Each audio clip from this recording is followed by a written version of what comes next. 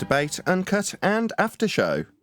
I'm your host Nathan Oakley, and if you are new to this channel, or you've not done so already, then be sure to subscribe.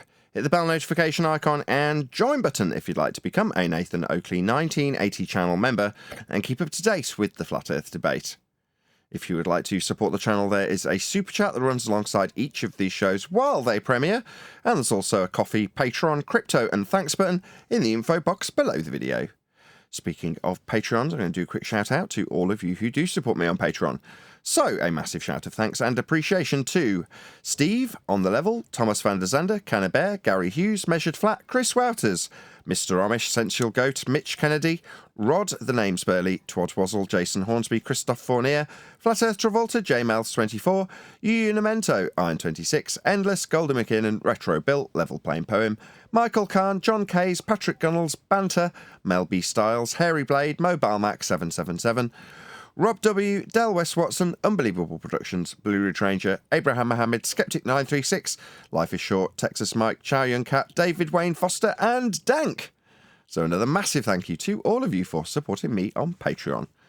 Now I will hand over to the Flat Earth Debate 24/7 on the Politics Discord server and the G Plus panel, so you can enjoy their dulcet tones while I set up for today's live show. A necessity for a car to run on petrol. It could run on diesel, it could run on petrol, it could run on things, I'm right? sorry, this is not a good question. I'm sorry, this is not a good question to ask me because I'm sorry, haven't finished. No, I'm sorry. No, So go if ahead. someone Go was ahead. to- Go ahead. Go ahead. Yeah, I haven't finished. Thank you. No. I'm sorry. me I didn't mean finish. to interrupt. I'm sorry. Oh, for fuck's sake, just don't talk. Instead of talking and saying sorry, just don't talk. That's easier. Then I can finish. Really? So if someone Agreed. was to make, oh my god. So if someone was to make the argument that a car runs on diesel, therefore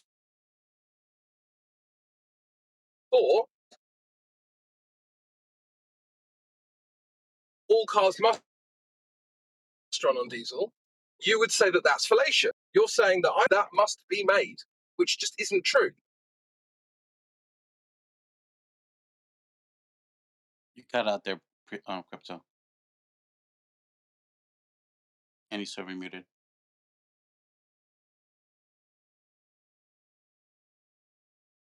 All right. Well, yeah, like the crypto, you have a bunch of ringing in the background, and you're pretty choppy. Oh, too. sorry. So Sorry, I think sorry. it came through. All right, a Vertrex. So I think what crypto is trying to say is that all or nothing sort of fallacy. So is it?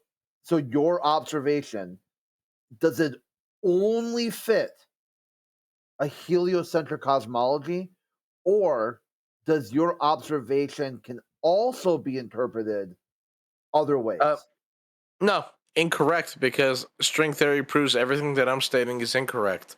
So what I would have to pay homage to is the way that we utilize our concept of would it be it's not theocrat. No, it's theological science, where we found the way out you that explained it Einstein was earlier. proven correct. So anything that I could say is like arbitrary. It's not. Anything that I say is paying homage to what Einstein's theory of relativity is posited. But all Einstein's theory did, that I remember back in like 2012 to 2016, is that gravitational waves are associated with the way that we do observable space-time continuum. So that being said, I'm not allowed to be an arbiter or give more information on that. I'm somebody that is a normal person, studies science, likes it, loves to like even get into like the Fermi paradox or whatever. But I'm not somebody that is I'm not Neil deGrasse Tyson. And even though a lot of people don't like him, I think Neil deGrasse Tyson is the closest person to say that he's like a normal person trying to posit like very advanced concepts at like a very understandable level. I do not have that, and I will never have that. Okay, but you just been using word salad this whole time. I don't know if anybody else has noticed. Wait, really? No, he's fine. Yeah. So what he's saying he just said theology. It's not word salad. What Absolutely. he's doing is that he came in here with a fan fiction about what other scientists have said that he enjoys reading and believing, and then tried to roll it off as proof in a debate topic. No, And I then didn't when roll he it off got as busted, proof. then when he got busted on that, he said, "You guys got me. It's not really proof." This whole time, he's been Wait, talking I about didn't his roll it fan off as fiction. proof. I rolled it off as something that we could talk about. I never rolled it off as proof ever. Right from the very beginning, you were talking about That that. was the first thing you said. You Yeah. have proof. You said you Oh can. wait, the very first Yeah. thing that I posited is that the way that we experience our continuum is still predicated on space, time, You're and a liar. observation. You're a liar. No, he's just using words. He doesn't really know what they mean. Wait, what do you mean? The only reason that we have What's space an time observation is utilized through instruments. The first thing you what's a said when you nautical came mile? in was nautical miles prove the Earth's curvature.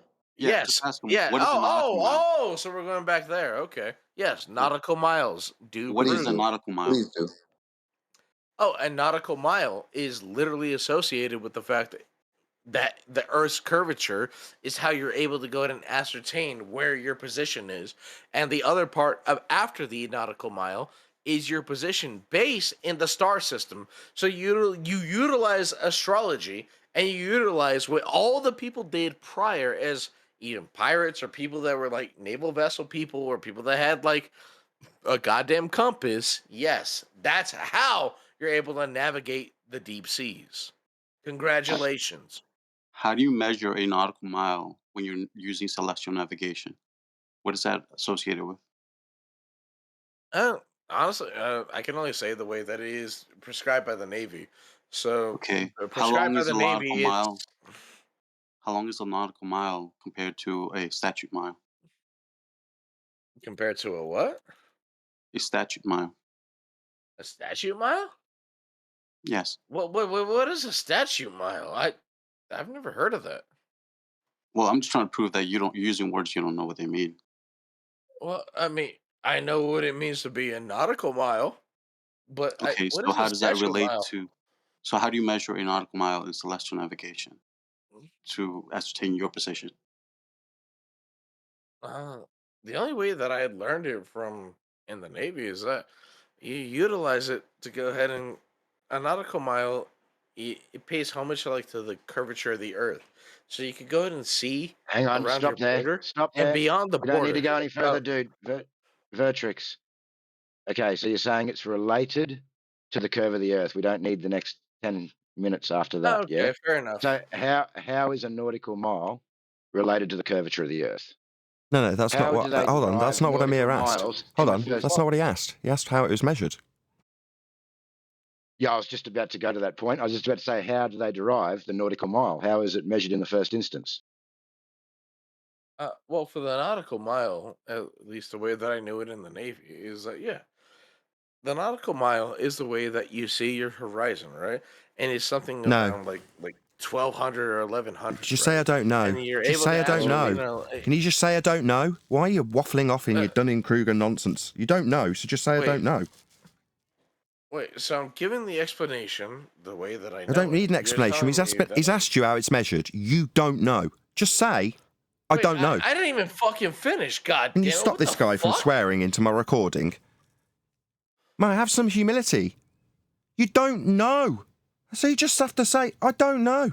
That's all you had to do. Instead, you waffled off into Dunning-Kruger land, trying to appeal to what it might do or how you might use it. If you don't know the answer to the question, which is how is it measured, just say, I don't know. Do you want to try and have that little bit of humility?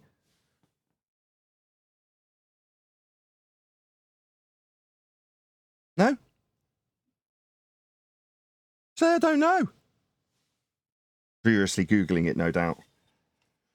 No, can't possibly concede he doesn't know something. He'd rather sit on Google not saying a damn Wait. word. You had plenty to say 10 seconds ago. First of all, Don't tell me what shut first up, of all. I got Say you don't muted. know how I you got measure a muted nautical because you got mile. Don't somebody tell that me likes first of you all, more I'm in dear charge than here, me. not you, Dumbo. You'll just Wait. get shut down right quick if you talk through me. Oh, wait, I got muted. Did you get muted? Yeah, you No, will get shut the muted by fuck the up. server operators, not by me, by the server operators, who will not tolerate wankers talking through other people when they put to them that you haven't answered the bleeding question. Yeah? Well, how is it measured? You don't know. So that's where we're stopping. We're putting the anchors down, and you're going to admit you don't know, unless you've bought enough time to bleed and Google it. Yep. Simple, very, very simple question, dude. How is it measured in the first instance? Nautical Oh, cool. miles. I'm unmuted And how does again. it? And how does it relate to the curvature? That was my question. Jesus Christ. And You were Amir's. muted because you're cursing. Stop cursing Oh. and answer the question. As I already said prior, how else do you gauge a nautical mile? Oh, really? It's literally like a little bit over a mile. And how do you gauge that? Sorry, It's he's based waffling on off the into curvature of the Dunning-Kruger Earth. land. Can you shut him up? He can't just simply say, I don't know how it is measured. He's going to waffle off into Dunning-Kruger for the third time.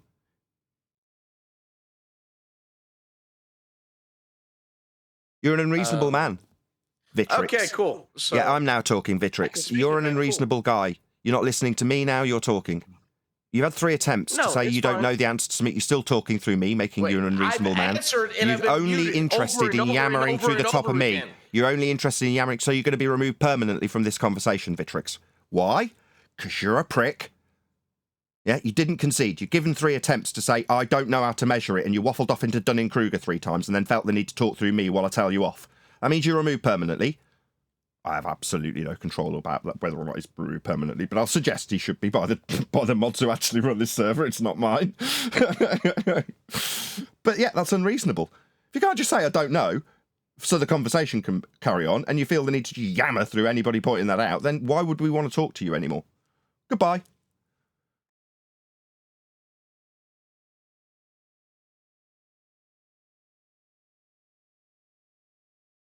Meanwhile, the same guy, I believe, claimed that there was science for bent space-time. No, there isn't. Said he'd studied science. No, you don't get science with mathematics derived from Einstein 109 years ago. They don't have any science for that. Not that he'd know that either. He'd have been talking through me if he was off mute.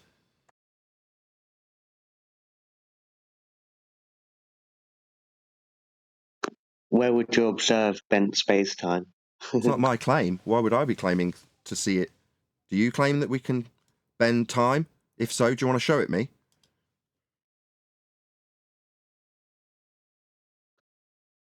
No, that's what I'm saying. That's the problem. If someone's claiming bent space-time, where do they observe it? Oh, First you're step. you're on the same vibe as me. Yeah, exactly. You're saying it as a statement like I would say it. Where are you going to see that? Exactly. We don't.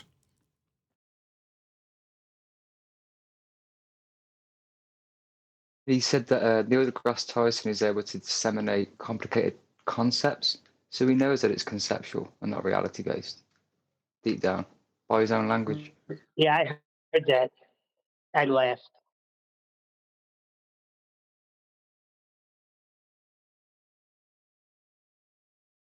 Who is the other guy? I got that was something for you, Nathan. Just good.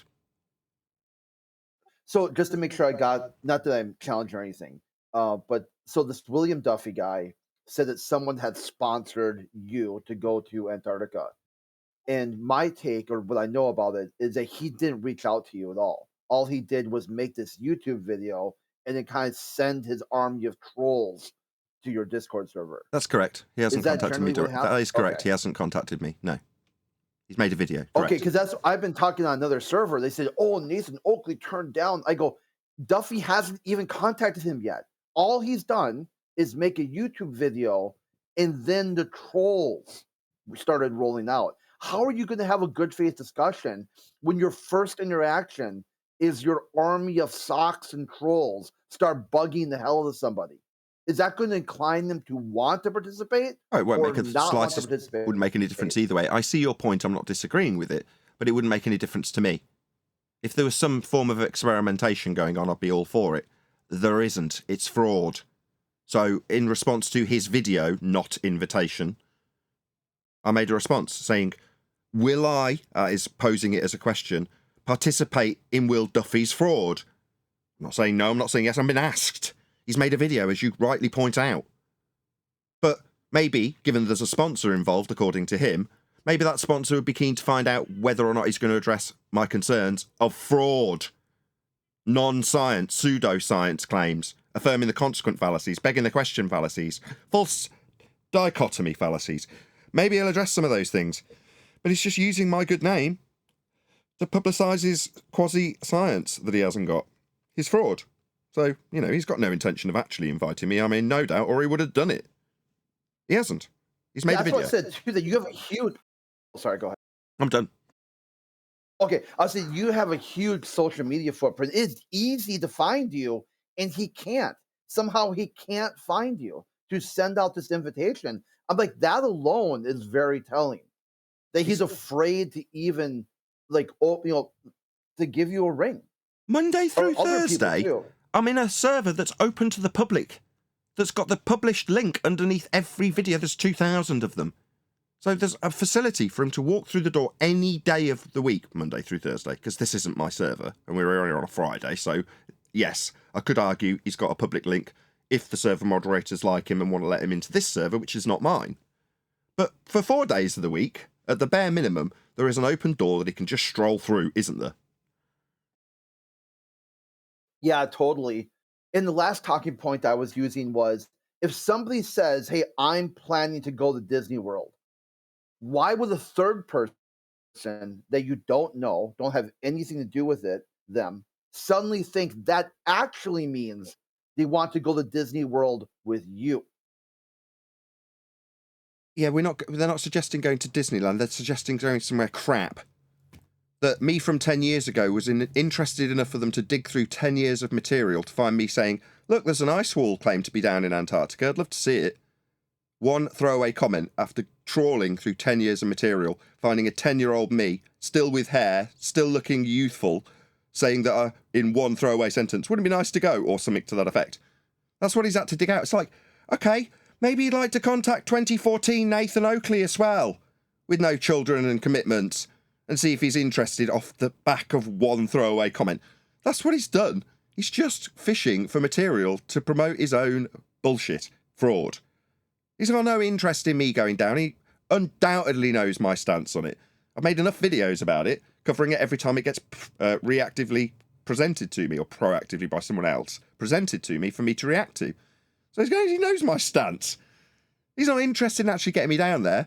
But look, I've got another Flat Earther's name soaking up the algorithmic search for me, because I'm not getting those searches. He is now, isn't he? If someone types in my name, that's the video that'll pop up for the next couple of weeks. Well, lucky old him. He's exploiting the algorithm. That's all he's doing. Don't fool yourself that he's actually got some interest. If some other person wants to send me to Antarctica, yeah, how very telling. What's that? You want to send me to some god-awful hellhole down at the bottom of a ball, you're assuming? Oh, really? Yeah, I'd want to do that too if I despised you. But I don't give those guys a second thought. I don't want to send them anywhere, because I couldn't give a toss. Oh, you want to send me away, do you? Yeah, I bet you do. People hate me so much they'd love to spend 30 grand to send me away. That's so telling. I've been using for that is that the comment section is full-blown contact cancer. It's like, leave Nathan Oakley down there, like ditch him, like all these, just one toxic sort of abusive thing after another. You're like, dude, I am not going to take a road trip with this dude. Like, are you nuts? Like, who wants to spend time with someone so miserable and insufferable? Like, life is short. You'll live it well. And hanging around with a young Earth creationist and a bunch of atheists doesn't sound like a good time. Even more so vacation-wise. Right. I couldn't agree more. Yeah, I thought that's where I was at. I just wanted to double check since you were here and make sure I'm not, pushing wrong information.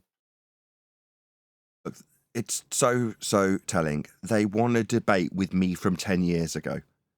They want the attitude and feast of nonsense spew that was coming out of my mouth 10 years ago. That's what they want. Okay.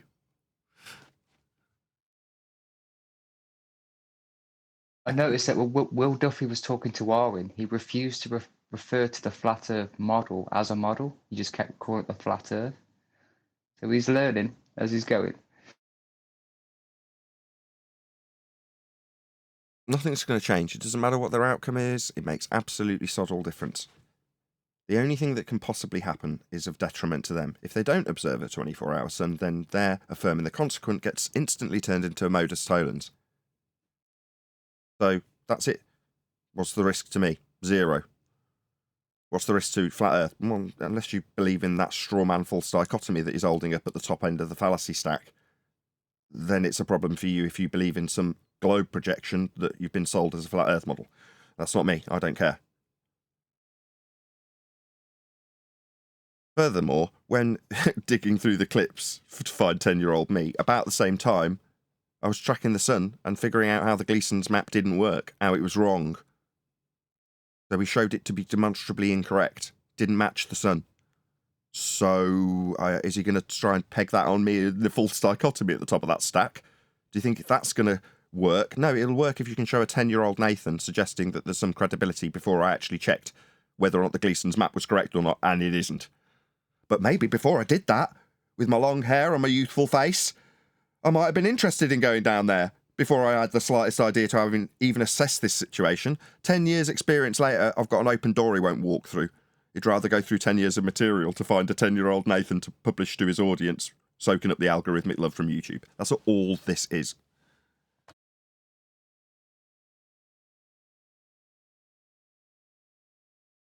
Yeah, but he has a lovely smile. I wouldn't know. He's just weird and creepy. The way he talks, like, I don't know. It's not something I would get on board with either. Even if someone was paying my way, even if he did so like in a polite manner, like said, "Hey, Crit, I noticed you're a flat earther," and I'm like, I don't know. This sounds like, what's your hypothesis? What exactly are you testing? Is it just observe and report? No, it's affirming the consequent. If I assume antipodal positioning, that is to say, I assume that I'm going to travel south, and south is towards the bottom of a ball, by assumption, I will arrive antipodal from where I start, and then make an observation of the sun, whether or not it'll do a 24-hour rotation about my position. 24-hour sun rotation about my position, therefore my antipodal assumption of travelling to the bottom of a ball before I looked at anything. If P, antipodal positioning, then Q, 24-hour sun. Q, 24-hour sun, therefore P, antipodal assumption. That's the fallacy. It's masked with, will your model of a flat Earth work against my automatic assumption of a globe with antipodal positioning? So that you don't notice the automatic assumption of a globe with antipodal positioning that's begged before you do anything, you stack up a false dichotomy of a flat Earth model versus the globe model. Because when it's just flat Earth versus globe Earth, no one notices that by saying versus globe Earth, versus the antipodal begging the question assumption that we're going to arrive on the bottom of a globe before we do anything.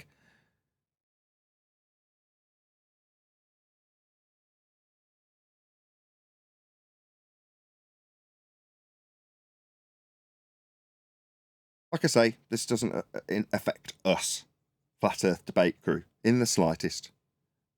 It may affect somebody who's bought hook, line and sinker into the feast of nonsense garbage by our counterparts, spewed out in every live stream. Now, if you've bought that garbage, that's your problem.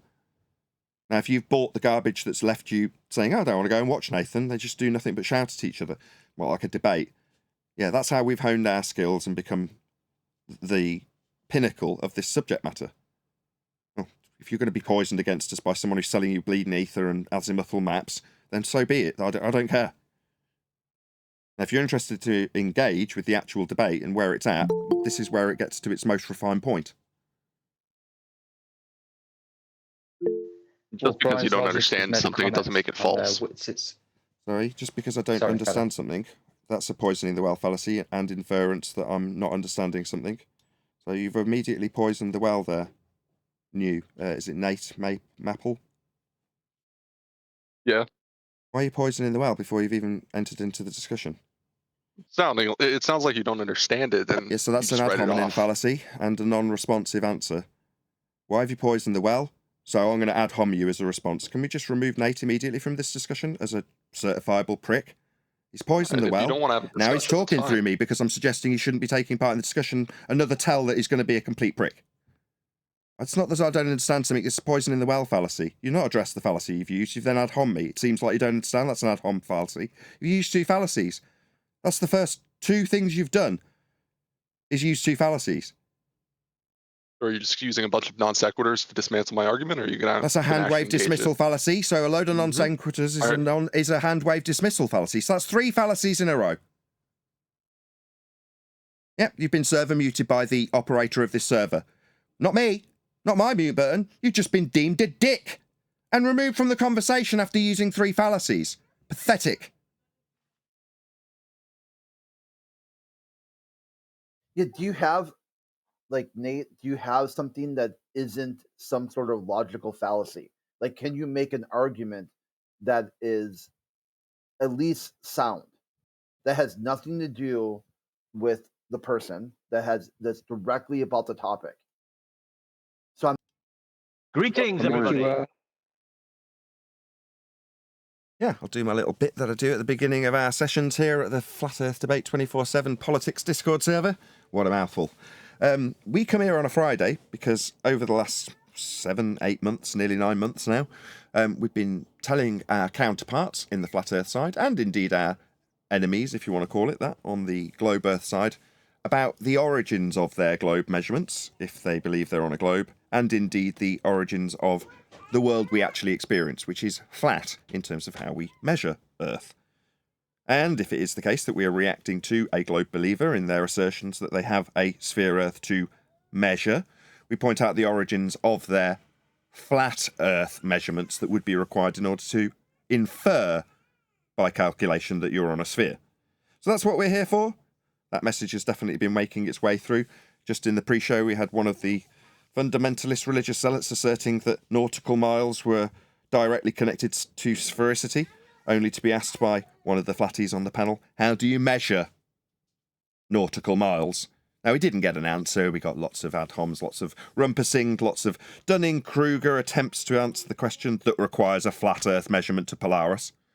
But we didn't get there. But it was good to see that the panel on this Discord server on the Flat Earth side at least know where to take the conversation, even if the opponent is unwilling. So it's good to be here. Please don't swear. We are going out to a live audience on YouTube, so try and keep it family friendly. Hopefully fun will be had by all. Feel free to ask any questions. We're not going to bite you unless you rumpus the crap out of us. Fun, fun, fun. There you go. There's my bit. not sure if I missed it. Did you introduce the panel? I did introduce the panel. Oh, okay. My bad. Once you'll go, click OK. One deck, Eli and Neil.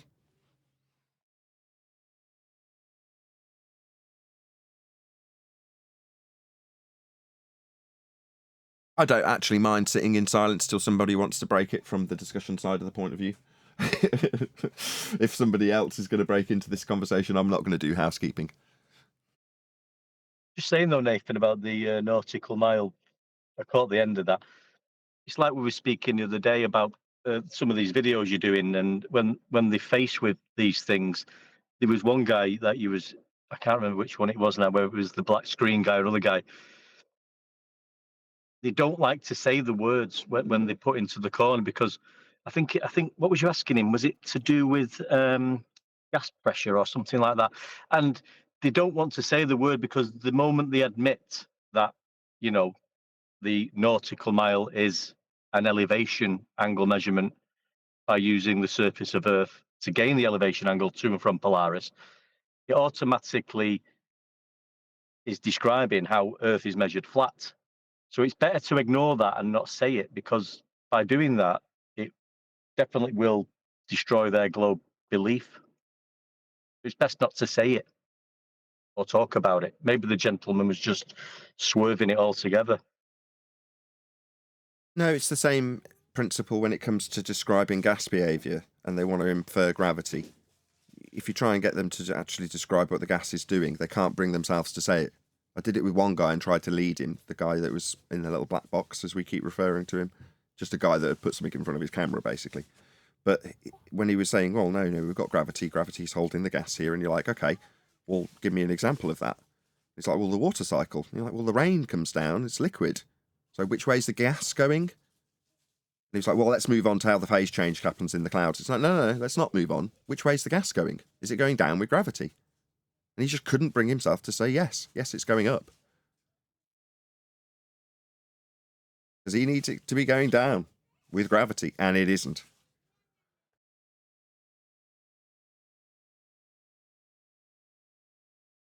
So one of the sessions we did, as nobody's talking from Discord, presumably because everyone's gone shy, we've gone live, fair enough. We'll talk about OME TV then.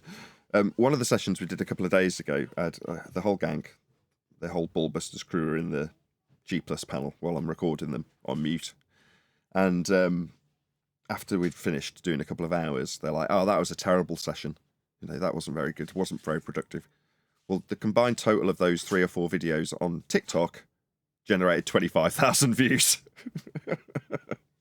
in less than a day.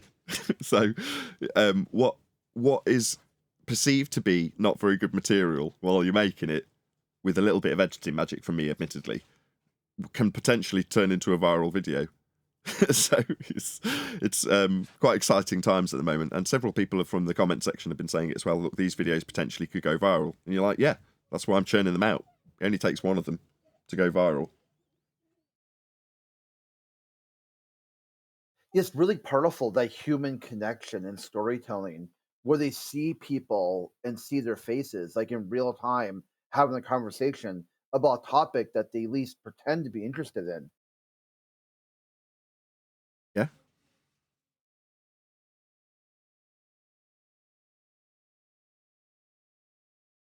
Is it that Bitcoin guy want to talk about his gravity or what?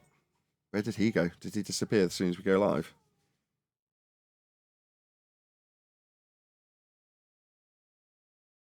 As I joined, there was a guy with something crypto in his name, getting very angry.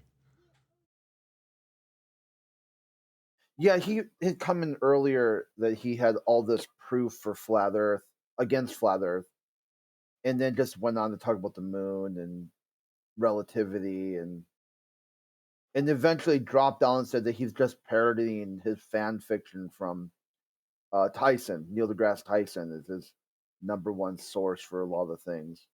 I see. And then went on to nautical miles, only work on the globe. And then that's when people are like, how? Like, how does that work?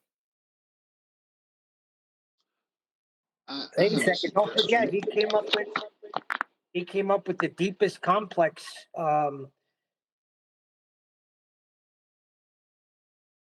Okay. Gonna try that again, Neil. I don't think we caught the end of that sentence. No, it's noisy. I'm gonna drop site. Okay. I do have a suggestion. Feel free. Would you like to, well, until it gets busy, review a clip from 24/7? No. Oh, a clip from 24/7? Yeah, that's slightly different to... I thought you were about to say review a video. I jumped the gun. Yeah, stick it in Master B. I'll play it. Well, I think I'm going to need a little bit of help, maybe from Crit. I do have the timestamp, though, of when the conversation began and when it ended. It was on 8/18. Maybe not then. Let's just leave it for another day when it's like we're not in someone else's server. I'd rather have the silence. And no offense to you, but we will cover it, just not now, unless you've got it ready to rock and roll in an efficient manner. You go on mute. All right, maybe I'll find it here real quick. Yeah. Okay. I'm on mute. Yeah, I'll leave it with you. But I'd rather leave the empty air. I don't mind on a Friday having a bit of dead air, because if there's somebody that's sat there going, no, I can't get a word in, and then there happens to be 10 seconds of silence, they might think, no, this is my moment. I will open my mic and ask my question. Well, I was mocked all last night by some young kids because they couldn't comprehend gas pressure without containment. Some kids? What kids? One of your son's mates? No, on a job site. So we're self-leveling the floor. So as I'm leveling, I brought up how Earth is measured flat, and they couldn't comprehend it. So it wound up on gas pressure without containment. And he said, how do you think you're getting air in your lungs? His argument, he was constantly bringing me back to existing gas pressure. And when I was trying to explain to him how the reason you have that is because we have containment. Because if we're next to a vacuum, then we ain't breathing anything. Then he asked me about a flight. Well, if you fly to Japan, is it going to take the same amount of time to come back? What So if the you take a hell does it have level, to do with anything? so if you take a level flight from one location to another, what? Not only that, he told me he's seen curvature. He goes, have you ever flown? Have you ever flown? Have you ever got on a plane? You see the curve of He's the not earth. hearing you, Eli. Maybe. What Eli's put to you, Neil, is that should you get that again in future, when someone starts appealing to that, you can point out that their reference is sea level, and their altimeter's referencing that, because it's a horizontal plane of reference that can be utilised for level flight. Who said Eli? I didn't hear Eli say anything to me. Yeah, he did. He was pointing out a rebuttal that could have been offered, but you kind of non sequitured away from it in terms of where he went to with his scattergun approach, as they do. Eli, credit where credit's due. You don't need to repeat it, but I just don't think he heard you for whatever reason. Yeah. Anyway, yes. So there we go. Yeah. Everything will always lead back to a flat Earth proof, no matter which end you start. If they scattergun you, there's always going to be a road back to flat Earth. In this case, you're describing how Earth is measured. They can't comprehend it, so then you non sequitur presumably into gas pressure without a container, without concession from them. Normal par for the course stuff we're saying, Neil. It's not your fault that you get scattergunned, right, when they can't comprehend it and cope with it. No. Hold on. I was giving you a synopsis of everything that went on. Sure. That's the first place I took him when he spoke about Japan and maps and flying. I said, how do you think you're flying? You think you're flying around the ball? We brought him to the pitch of the plane and how it cannot, you cannot fly a plane on a globe. How?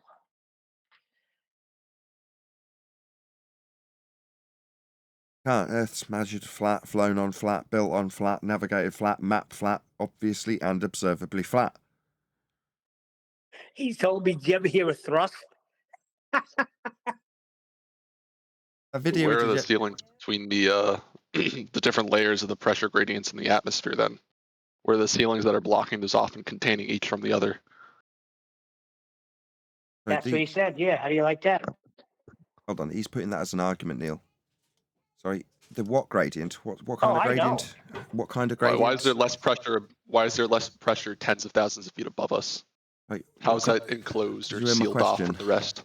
Did you hear my question, or does it need to be a continuous barrage of questions without any being addressed? What kind of gradient? I'm just saying. That's me making the third attempt to ask the same question that you didn't answer the second or first time. Third attempt. Pressure. What kind? That's the fourth attempt. He's still yammering. Fourth attempt. Fourth attempt to be asked a question that's never going to get asked. This is the prick that I suggested shouldn't be involved in the conversation because he's a prick. Can't respond to questions. He's still talking through me. I haven't taken a breath and he still thinks it's his turn to talk. Now, I've put a question to you 4 times and you've rumpused it, obfuscated it and avoided it 4 times. Now you think, well, I'll reiterate it for a 4th time? Undoubtedly, this 5th time will get rumpused again. Eventually, I'll get tired of you and start getting irritated with you. For the 5th time, what kind of pressure gradient did you say it was? What kind of pressure gradient?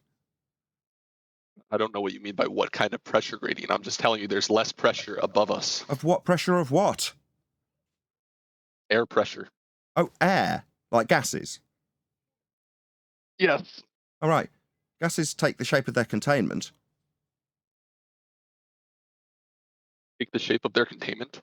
Yeah. I'm just saying, why is there less pressure above us?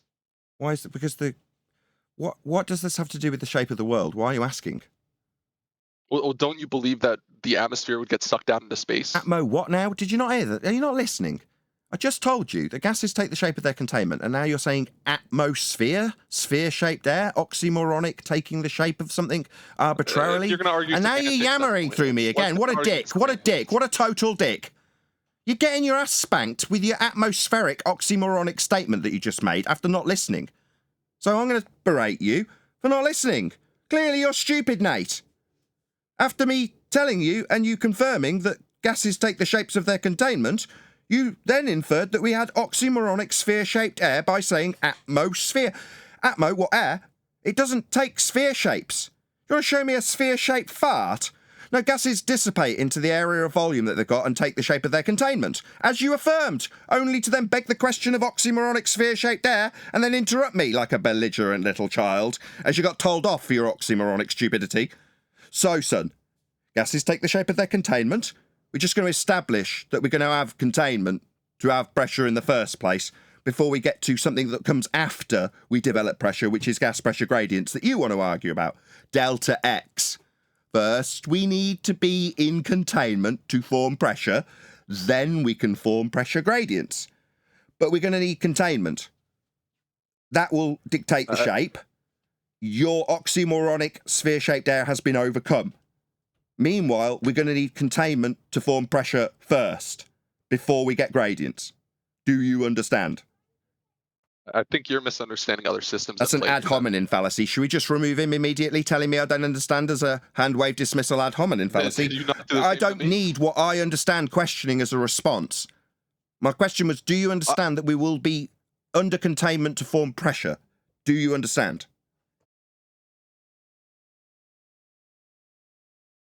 Asking somebody if they understand something is different than telling them they don't understand it. Those are two very different things. I agree. Okay, so now try to engage.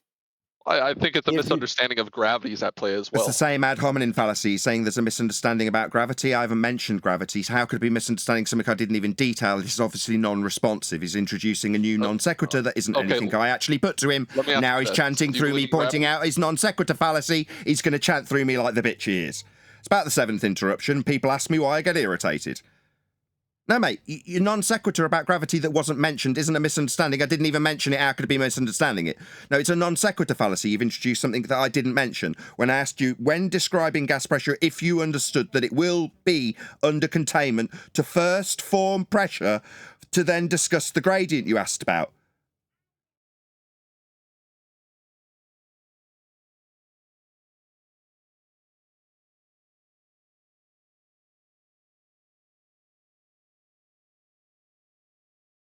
Okay, I'm done with him. That's it. Completely non-responsive. It's not worth engaging with you if you're. Well, then get lost. Server mute him. I'm the host of the bleeding show. If you don't want to engage with me, you can get lost. Server mute him. I don't want to talk to him anymore if he's going to tell me he doesn't want to engage with me. I'm the host. Stupid man. Thanks for coming. So he can't engage. I'll just make a summary. Gas requires containment to form pressure. It's the force exerted on the walls of the containment. That's what pressure is. It's pressing on something to form pressure. So first you need containment, then you can form pressure, then you can form a gas pressure gradient. Asking us about the delta of gas pressure doesn't overcome the fact that you'll need containment to form the pressure that you're asking about the gradient that comes afterwards, just to address and round out his point.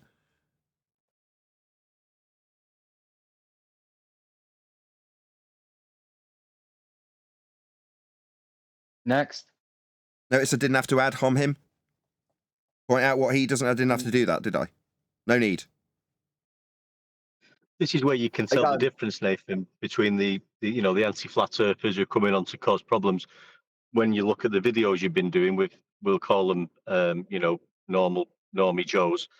They're listening to what you're saying about what pressure requirement is and how can you have gas pressure without containment if it was next to a vacuum it would automatically fill that space. They're listening, they're understanding what we're talking about. This guy's got no intention of listening and understanding. He's here for one purpose only. To chant through me 7 times when it repeats something he's non sequitur away from by ignoring and hand waving and just rumpusing. Yeah, that's their MO, isn't it? He thinks he's special because he can chant through the top of something that's pointing out how wrong he was. Oh, well, if I talk through this, then the audience won't hear it. The Discord server won't hear it, and I won't be embarrassed at how stupid I've behaved when describing oxymoronic air after literally affirming that containment will be required to form shapes. They just don't listen. That's the problem. They're all glurfs. They're stuck in their zealotry. They're stuck in their little religion, and they can't cope with anything beyond it. So they must chant when anything comes up that challenges it. They think they're special when they're doing it. Like they're being somehow effective or unique. No. 10 years of listening to glurf idiots. And plus, again, they're like either taking it to the sky, talking about suns and moons and stars, or gas pressure behaviour, which is nothing to do with how Earth is measured, by the way. Just debunks their claim that it's a sky vacuum. I'm not making any bleeding claims about it. They start asking us about how gradients are formed. Who cares? I'm not making any claims about this. You mean because you've got a sky vacuum that's violated by natural law, I should explain how gradients work? Well, you'll first need containment to form them. Does that take 7 attempts to get through to the opponent? Well, it does if you're a glurf, fundamentalist, zealot. Then it'll take multiple attempts. Hey, Nathan, I knew exactly what that guy was doing, but that's exactly what the kids did. They want to talk about air pressure gradients, but they're not comprehending. It's because we have containment. It's not consequential to my argument. I don't care what the gas is doing, how it's doing it. I just know the sky's not a vacuum. We'd all be dead. The gas would be filling that area of volume they claim the sky is. That's the end of their claim of their sky that's claimed to be a vacuum. That's the end of the argument. Does it affect me as a flat earth? Nope. Do I need to explain what the sky is? Nope. Do I need to explain how gas pressure gradients are formed? No. Definitely not. No, we can explain how the Earth is measured flat. That's what we do. Yeah, like with, what was it that was being discussed earlier? Nautical miles. Oh, this is so it might be just divine timing because that's exactly kind of what the topic was about, and I did find the video and the timestamp, so I'm gonna post it in Master B. Okay. Well, goes on for about 10 minutes, the relevant bits. We'll dig into it if it gets really dead. No offense to you, but it'll be there permanently, so it'll be there for Monday. Although I won't be here Monday. We'll see how we go. Thank you, Eli. I got a couple questions from people DMing me if you want to take them. Sure. So one of them, I kind of think that, well, I guess I want to place in a well. Okay, we'll just say that this person appears to be a sock. They would want you to go over flat Earth measurements. Okay. Or like elevation angle measurements. Yeah, that's why I think they're stepping in. That they haven't seen a presentation or an explanation of a flat Earth measurement. Well, just define it. The altitude angle, open brackets, sometimes referred to as the, quote, solar elevation angle, end quote, close brackets, describes how high the sun appears in the sky. The angle is measured between an imaginary line between the observer and the sun and the horizontal plane the observer is standing on. End quote. Sustainable by design. Definition of altitude angle.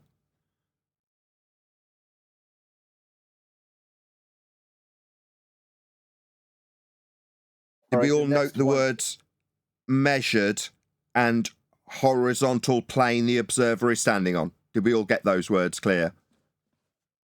Loud and clear. Jolly good.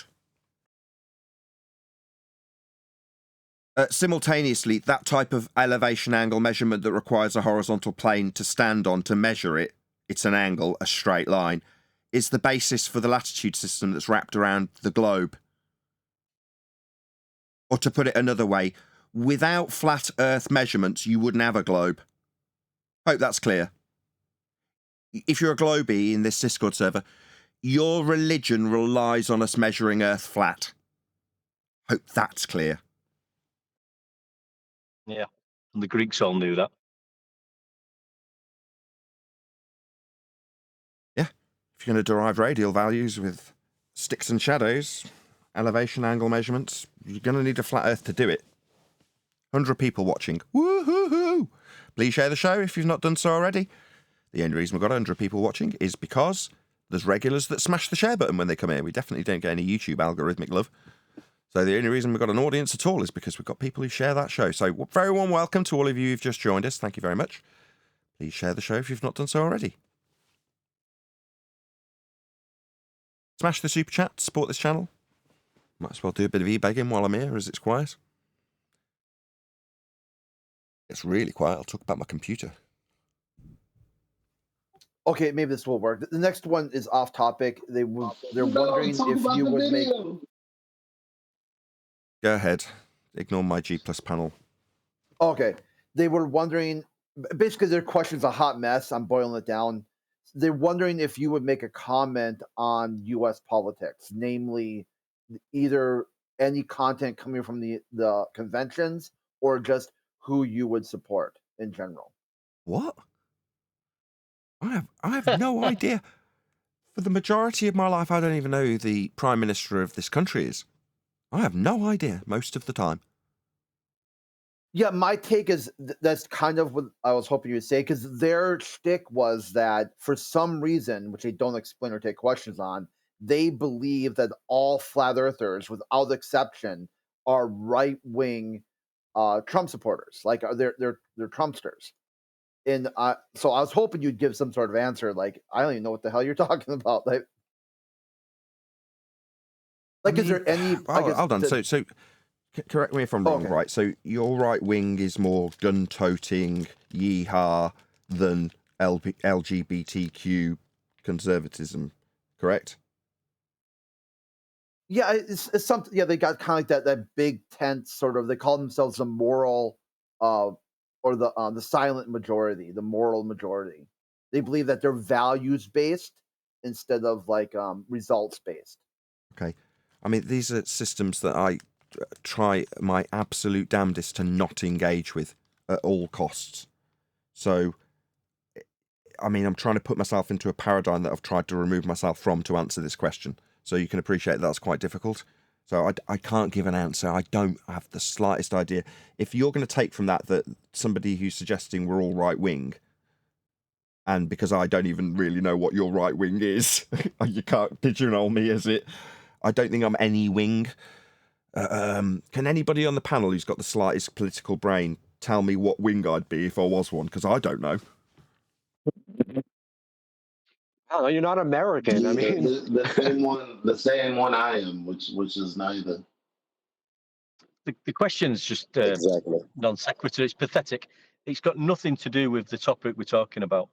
I won't even go there. Well, you as a black lesbian woman, you definitely won't be on the right side. I quite like guns, so I quite enjoyed shooting clay pigeons and things like that, and bows and arrows and similar stuff to QE's interest in that regard, right? I quite enjoyed that. So from that point of view, even then, I can shoot a gun here. If I so desired, I could go and shoot a gun. Whereas in the States, you guys can have them in your cupboard right behind you or under your pillow, which we can't do here. So maybe that would make me right wing because I'm a bit more gun inclined. But other than that, I can't think of anything really. But think about it. Like that's the thing. The idea that all of people's financial problems and misunderstanding about the system and how they can get ahead and the programs that's available to them boils down to if you like guns is obviously ridiculous.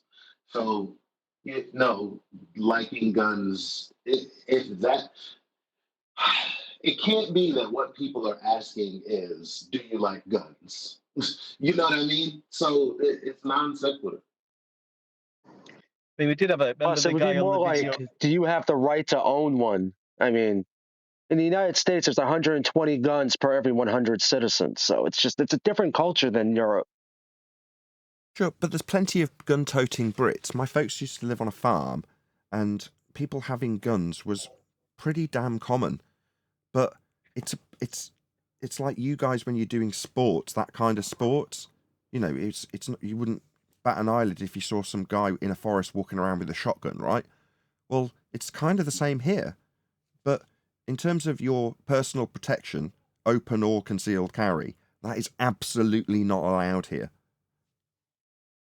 Hey Nathan, but it also doesn't matter. Like, and when I say it doesn't matter, is because somebody who's from the city, who like we just got some sort of gun leeway in New York City. I've never cared. Like the people who, for whatever reason, live in cities already are like Democrat, liberal, quote unquote. We don't really get like That's the part of the conversation we sit out in. The people that participate in the conversations are the people that already live in places where they carry guns. There's no danger of that not happening. So I don't get it. Just to get back on topic, there was a guy on one of the videos who said he's done some long distance shooting, and he was claiming he had to make adjustments for earth spinning underneath the bullet, but then he couldn't explain what he meant by that. Yeah, to a certain degree, I hacked out. My intention isn't to make the people I'm talking to look stupid where they don't need to be, but I'll be honest, there are certain things that the people I discuss this subject with on OME, and here for that matter, not here per se, not politics per se, but, you know, in general on flat earth debate, that just say ludicrously stupid things. Now, in that case, the way that the kid appealed to his daddy, and I've said it in that way intentionally, for that argument made him sound really pathetic, right? So I just edited it out. I'm like, man, this makes him look... I know the reaction this is going to get from both Glurfs and Flurfs in the comments. He's going to get his ass ripped out. And I don't like that. I don't like the idea of some dumb thing that you've said in the moment, because I'm intentionally trying to trigger you into a cognitive state of frenzy, and then you act, and then not accidentally, I don't want to say that, then you say something stupid. It's like, I bet you wish you hadn't said that. And if it made it to the edit, I'd feel guilty that I'm casting the person I'm talking to in the worst possible light. And it's almost like I'm then doing it intentionally. In that case, it was him going, well, my dad told me this, and my dad told me that, and this and that. I'm like, this makes your dad sound like a bullshitter. You sound gullible. So I just hacked it out and just left one reference to him saying, well, my dad's a marksman. And I just left it at that, rather than humiliating the poor kid. I feel like you've fallen into a sunk cost fallacy because you're in too deep with this and you kind of rely on it for an income stream. Say that again? A what fallacy?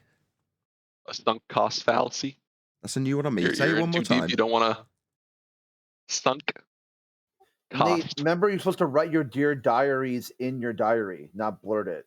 Yeah, but I'm always intrigued if I've heard I'm saying it pretty a fallacy calmly. that I've never heard. What, stump cost. Okay. Sunk cost, like what boats do sometimes. They sink, but sunk.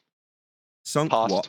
Sunk cost. Cost fallacy. What does that mean? That you've invested so much time in it that you want to believe in it? Well, it's too hard to step away now. You're in too deep. So how does that address anything that we've discussed here? That's just I just another want to ad get to hom. know you better. Yeah, I'm sorry. I'm just responding. That's a glorified ad hom. What you're saying is, you're not right. You've just sunk too much time into it. Okay. How does that in any way alter that we measure elevation angles off a flat plane? I'm just trying to figure out where these ceilings are between how there is a pressure gradient.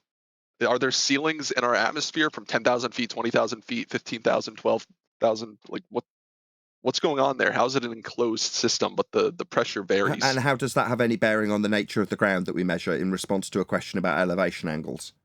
So non-responsive, non-sequitur doesn't actually address what I've said, goes on to a previous subject that isn't what I've just put to you in the last 20 seconds, which is elevation angle measurements are why I'm not in too deep. I've got measurements of Earth being flat. Rather than address it, you're talking about something non-sequitur. Gradients have nothing to do with the measurements of Earth. I'm not in too deep. We've got measurements, elevation angles. That was non-responsive. Non-sequitur. No, but it has something to do with the flat Earth theory. If you want to even call it a theory, I don't even think it's science, but it's non-responsive. Elevation angles address the fact and claim ad hom that it is that I'm in too deep, as opposed to having measurements of Earth with elevation angles. Third time I've put it to you this session. I'll conclude, rather than listening to the dumbfounded silence of a man who's just ad hom me by saying I'm in too deep, and now he's going to chant through me after having a prolonged silence to respond in several attempts. Maybe if you could just serve him, mute this asshole. No, son, I'm not in too deep. Earth is measured flat. You felt the need to respond by asking me about gradients of pressure that require containments that we've already addressed and you haven't responded to. You've chosen to ignore the point and rumpus me chanting through. It's not your turn to talk. I'm summarising the failure of your ad hominem when you suggested that I'm in too deep. by giving you evidence that you've ignored 4 times and tried to chant through twice. Elevation angle measurements. I also gave a very specific example while you were here of those lines that are measured flat being wrapped around a globe. For you to believe in a globe, it must be measured flat. Those angles that are wrapped around it. Now, you haven't addressed any of that. What do you mean by elevation angle measurements? I defined it. Do you want me to define it again? I never heard the definition to begin. No worries. The altitude angle, open brackets, sometimes referred to as solar elevation angle, close brackets, describes how high the sun appears in the sky. The angle is measured between an imaginary line between the observer and the sun and the horizontal plane the observer is standing on. End quote. Sustainable by design. Altitude angle. So are you saying that everyone observes the sun from the same distance? No, I'm saying it's an angle measurement with respect to the horizontal plane of reference that the observer is standing on to make this measurement. By definition. Can we conclude, I'm not in too deep Earth's measured flat with elevation angles to give you latitude lines to wrap around a globe. That's it. I'm not in too deep Earth's measured flat. 5th time. Oh, same dumbfounded silence as last time. So in conclusion, that was an ad hominem fallacy. To say that I'm in too deep? No, I'm not. 10 years of research just makes me learned in the subject, understanding where your religion of a globe came from. How the lines of latitude wrapped around your globe faith came from flat Earth measurements off a flat plane with elevation angles as defined, with respect to the horizontal plane the observer is standing on to make the measurement. That's an Earth that's measured flat. To conclude. I just find it difficult. Don't care what you find difficult. Go away and find it difficult somewhere else. Nate, how about explain, when do you think sunken cost fallacy kicks in? Is it 1 week, 1 year? Does it vary? Does it depend? Maybe try to articulate that point as your argument rather than just directing it like it's a like you just point at each people that you say that person is sunken cost, like you're doing some kind of investigation on them. I'll just do it. I'll just use it correctly. The sunken cost fallacy, like Neil deGrasse Tyson, being committed to describing men in sky vacuums in spite of the measurements that he uses to make those claims being flat. That's a sunken cost fallacy. He's just spent so much time talking about the Earth being a sphere in a sky vacuum, he can't commit to anything else. He hasn't got any evidence to show a second law of thermodynamics violation sky vacuum, and he's never been to one. It doesn't exist. What he has got is the Copernican model from the church to reify into existence and then sink a load of cost into. We're understanding who's got the sunken cost fallacy then? Tyson. Can't commit to anything else, he's in too deep. Unlike me, I just know Earth's measured flat, and I can reference things like elevation angles that create the globe's lines of latitude wrapped around them. 6th time.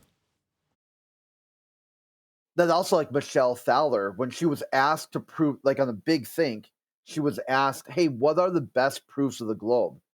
And she didn't give any proof of the globe. She just shit talked flat Earth for like 5 or 6 minutes, talking about she's got friends who have been to space.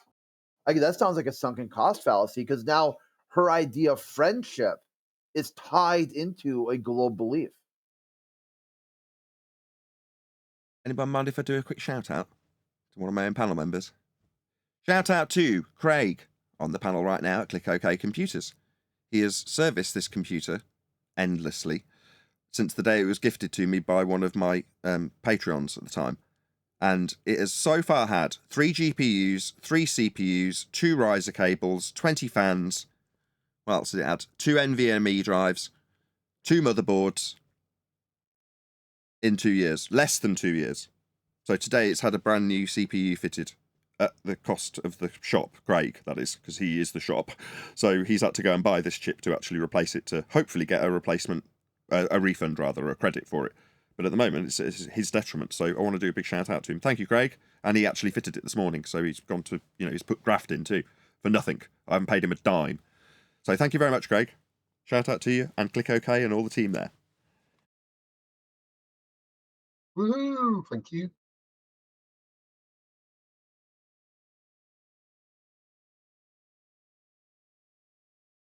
Any other fundies? Any other questions? Shouldn't poison the well, sorry. Term of endearment.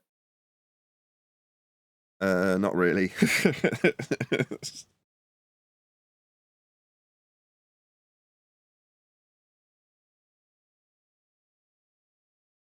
I mean, there's a couple of questions I keep getting DMs, but most of them are just hot garbage. Like, why is everyone muted?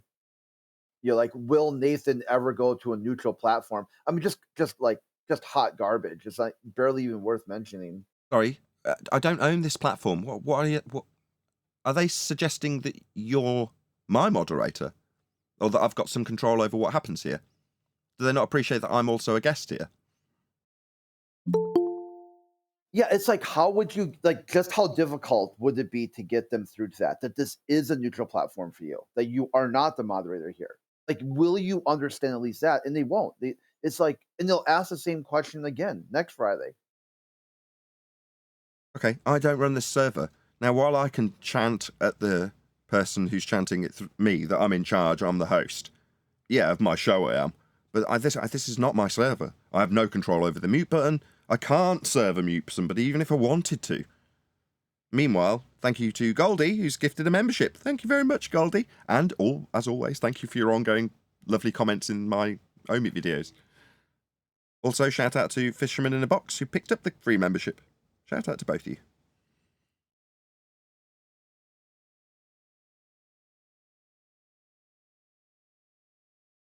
Right, if there's a gap, I'm going to do a little plug. So on Tuesday at 7 p.m, that's 27th of August, if in case this is going out at a later date and you don't want to be going down to this place then. But yeah, 7 p.m, Tuesday the 27th of August, I'm going to be at the Bridge House Hotel in Ferndown in Dorset. BH229AN is the postcode if you did want to toddle along down there. 5 of your English pounds will gain you entry on the door. From what I understand, there could be anything from 30 to 100 people there. There are lots of regulars, so there'll be at least maybe 30 people there. But there may be many, many more, as there has been for other Flat Earth social meets, because it's a regular thing. It's the last Tuesday of every month. So it's garnered a kind of following, if that makes sense. So if you're worried that you'll turn up and you'll be the only person, you definitely won't be. It might be Ramma Jamma Ding Dong, I just don't know. But like I say, £5 on the door, Flat Earth Social. It's run by Ian Leahy. So give him a nod if you do happen to come along, and thank him for running such a fantastic event.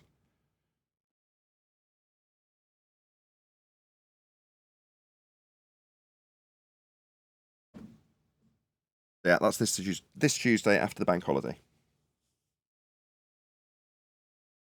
What usually happens down there, Nathan? Is it, people coming in and chatting about the shape of the Earth and asking questions, or do you get Is it karaoke? Well, initially, I said to Ian, oh, no worries, I can keep people's attention for 2 hours, 3 hours, however many hours you need. And he's like, no, you've got to do a presentation. I'm like, yeah, no worries. I'll tell people how Earth's measured flat. He's like, oh, okay, this is all in text chat. And later he's like, well, what's your presentation? Can I have it so I can put it up on the projector and stuff? And I'm like, presentation? I was like, what? He's like, he sent me back my own message. Yeah, I'll do a presentation on Earth being measured flat. And by that, what I meant was, I'll talk for as long as you need me to. I can talk indefinitely. No problem at all. But now he actually wants me to form a presentation. So after the last couple of days, I've been writing, basic stuff on my notes, like intro, talk about elevation angles, talk about sky vacuum, just things like that, just general notes. And then when he spoke to me on the phone, he's like, what are the pictures you want? I'm like, pictures? he actually wants me doing some graft. So if there's a slapdash presentation, you might get a few pretty pictures that I also dig out of my photo library and send on to Ian. But yeah, my intention would be to interact with everybody that's there in some meaningful way that everybody can hear, and go through, gauge how advanced people's understanding is of the subject, how many detractors there are, and then just, try and do what we do on the show, but in person, really. We do what we do daily. It's easy for me. I'm not the slightest bit concerned about having people in person. So, yeah. Should be a lot of fun. Why don't you live stream your presentation? Someone will record it, I'm certain. But no, I want to... Like the whole point of it is to press the flesh. It's not so I can record it and live stream it and provide it to the YouTube audience. The whole point is that it's it's me giving something back. It's a huge amount of effort and expense that I really don't have, if I'm honest. I can't actually afford to do this. Smash the PayPal link if you're watching live. But it's one of those. It's like, you know, people go out of their way to give me money, participate in GoFundMe's, make sure I've got equipment. Craig is a perfect example of that. He's given so much of his time that's cost me zero, and it's obviously time away from him earning his living. So, you know, all those things that people give me, this is my way of giving back. When Ian was like, can you come down and press the flesh? I'm like, yeah, I can. Because there's going to be people who are out there that are like, no, we do want to actually physically interact with people like yourself. And so be it. I'm more than willing to do that. Yeah, that click guy, he's okay. It's like on the computer when it says click OK. Click OK computers. No? Ah, forget it. Yeah, he's okay. Is it a Radiohead reference? No, but I tried. No, it was excellent, Nathan. The only nerds that get it. What was excellent? What you said. Like, okay, and I like it. Amazing. I don't know what I said now. Click OK computers. Oh, yeah. Yeah, Craig's a perfect example of the amount of support I get. It's just with Craig, who's listening now, I'm talking in the third person like he's not here. But it's very much in person, which a lot of the interactions I have with my subscriber base or Patreons or whatever group it is, it's not necessarily face-to-face. But it's no different in terms of the amount of effort or financial detriment to the person that's supporting me it is. You know, for Craig, it is very much physical graft and sweat and tears and screws coming out of things. But all of that it's no different to someone handing physical cash over to me as far as I'm concerned. Nathan. Yes. Are we going to get this book before the solstice? By estimations of the people helping me rewrite it on the 5th draft, it'll be before the end of the year. But it's gone on hiatus because everyone's on holiday. So it's got to the stage where we've gone through the not final redraft, but the going through every single chapter to tart it up and get it to a point where we were happy with the order and happy how the story's told and happy with all the references that go along with it, which have all been sourced from decent sources. And now it just needs to be gone through once more to actually check spellings and just recheck it, basically. But that was, like I say, where we left it was on the last chapter, having gone through it and made sure it's in the right order. But now it needs a final check over and little T's crossed and I's dotted and things like that. And then it'll be a book. So should I say this? No, I won't mention that. There was something else that put a delay with the publisher, but I don't think I'll mention it. It's a personal issue of his. So that's not worth mentioning on the live show. We'll move on. But it'll be done in the next couple of months, I would imagine. Before the end of the year, at the very latest. Can I ask a question? Of course you can. Crystal, yeah? What would change your mind, if anything? Change your mind about what? About flat Earth. What would change my mind about measurements? It's measured flat. How can I have my mind changed about it being measured flat if it wasn't measured flat? I don't know, I'm just wondering. I'm answering you. If it wasn't measured flat, then that would change my mind. It is measured flat, therefore I'm a flat earther, because it's measured that way. Oh, cool. What's your position? Me? Yeah. I think it's a globe. You believe it's a globe? Yeah. You're entitled to that belief. I don't hold beliefs personally. I mean, I'm not very religious. I like to go with how things are measured. But if you take those measurements and then wrap them round a ball, it gives someone like yourself the ability to believe that you're on a ball. Good for you.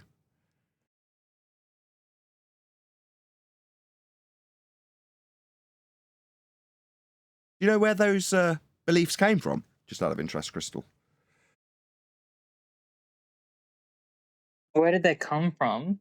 Yeah, the idea that you're on a ball as you believe in it, fair enough. You're entitled to that. But do you know where those beliefs came from? Told me. Not for you personally, I mean where they originated. Oh. Oh, no, I don't. From the Roman Catholic Church. Ooh.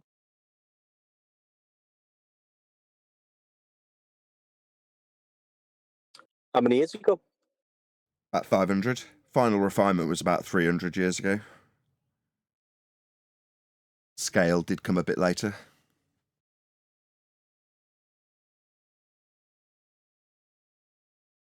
Like I say, you're entitled to your belief, but, you know, having looked into it, I know that that belief comes based on measurements of Earth as a flat plane to give you that belief.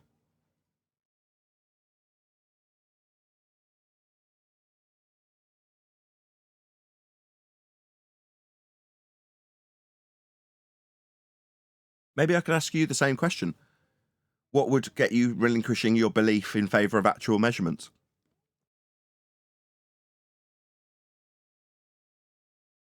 What would change my mind? No, what would relinquish you of your belief in favour of actual measurements? Maybe if I saw physical proof. Okay. So are you aware of the globe's lines wrapped around it called latitude? Yeah, I am. And do you know how they are measured? Not really. Math was never my strong suit. No, that's fair enough. I can just explain it to you. So if you imagine that you're in the North Pole and you're standing below the North Star and you look up above you at it, or you lie on your back and just look straight up, right? You're with me so far, Crystal? Yeah. That's called your zenith. So the North Star would be at your zenith. Now, as you back away from Polaris, it will drop towards the horizon as you move away from it. You appreciate that, right? Yeah. Well, that movement, that drop, is an angle measurement of 1 degree off a flat Earth of the star Polaris moving towards the horizon. And that 1 degree represents 60 nautical miles. You with me so far? Say again? Sorry, I'm playing PlayStation. That was not me. No, that's okay. Are you following along, though? Yeah, I am. So you understand, you measure the Earth flat, 1 degree declination towards the horizon of the star Polaris is 1 degree of latitude.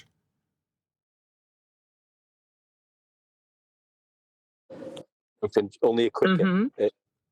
Okay, so that's a flat Earth measurement of that circle on your globe. So to give you that circle on that globe at 1 degree, you measure a star with respect to a flat Earth to get that measurement, to put it on your globe. You understand that? Yeah. So Earth is measured flat for the latitude on your globe. Oh. Welcome to Flat Earth. Yeah, you convinced me. But there's no need to convince you, that's just how it's measured. It's not a belief that I need to talk you into. You either accept how it's measured or you don't. Now, if you understand how it's No, measured... I accept it now. Cool. Well, you also can then appreciate how your globe's created to have been believing in it up until this point. But welcome to Flat Earth. I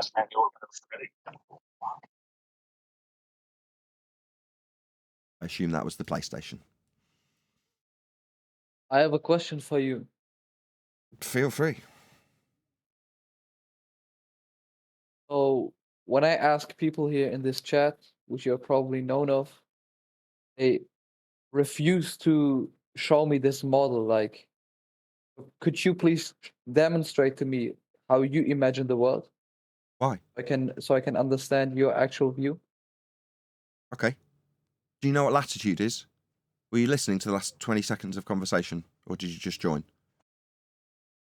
Just want you to point out the model of your Earth. I was starting to lead you, and I asked if you'd listened to the last few seconds of conversation or not, and you didn't answer me. Second time I'm asking. Did you listen to the last conversation with Crystal? Yeah, I did. Okay. So we're going to discuss one of the measurements used in these models. Not mine, just the models that are used generally. Not mine. Latitude being specific to this measurement. Do you understand how we measure latitude Hmm. Is that a yes? Yeah. Is that a yes? Yes, I understand how we measure latitude. Flat. Latitude of what? Just latitude. Is On that the a plane don't? So horizon is of that a it. no? You don't understand how measuring latitude is measured. So no, then. Okay, then demonstrate it to me, please. So you now we're in ambiguity because I don't know if you understand what latitude is. You've just asked me latitude of what? No, it's a latitude measurement. It's an angle measurement with respect to Polaris. 1 degree declination measured flat will give you 1 degree of latitude. Now I've explained it to you personally. Do you understand? And I know what latitude is, okay? So you understand it's a measurement of an angle with respect to a flat plane of Polaris then?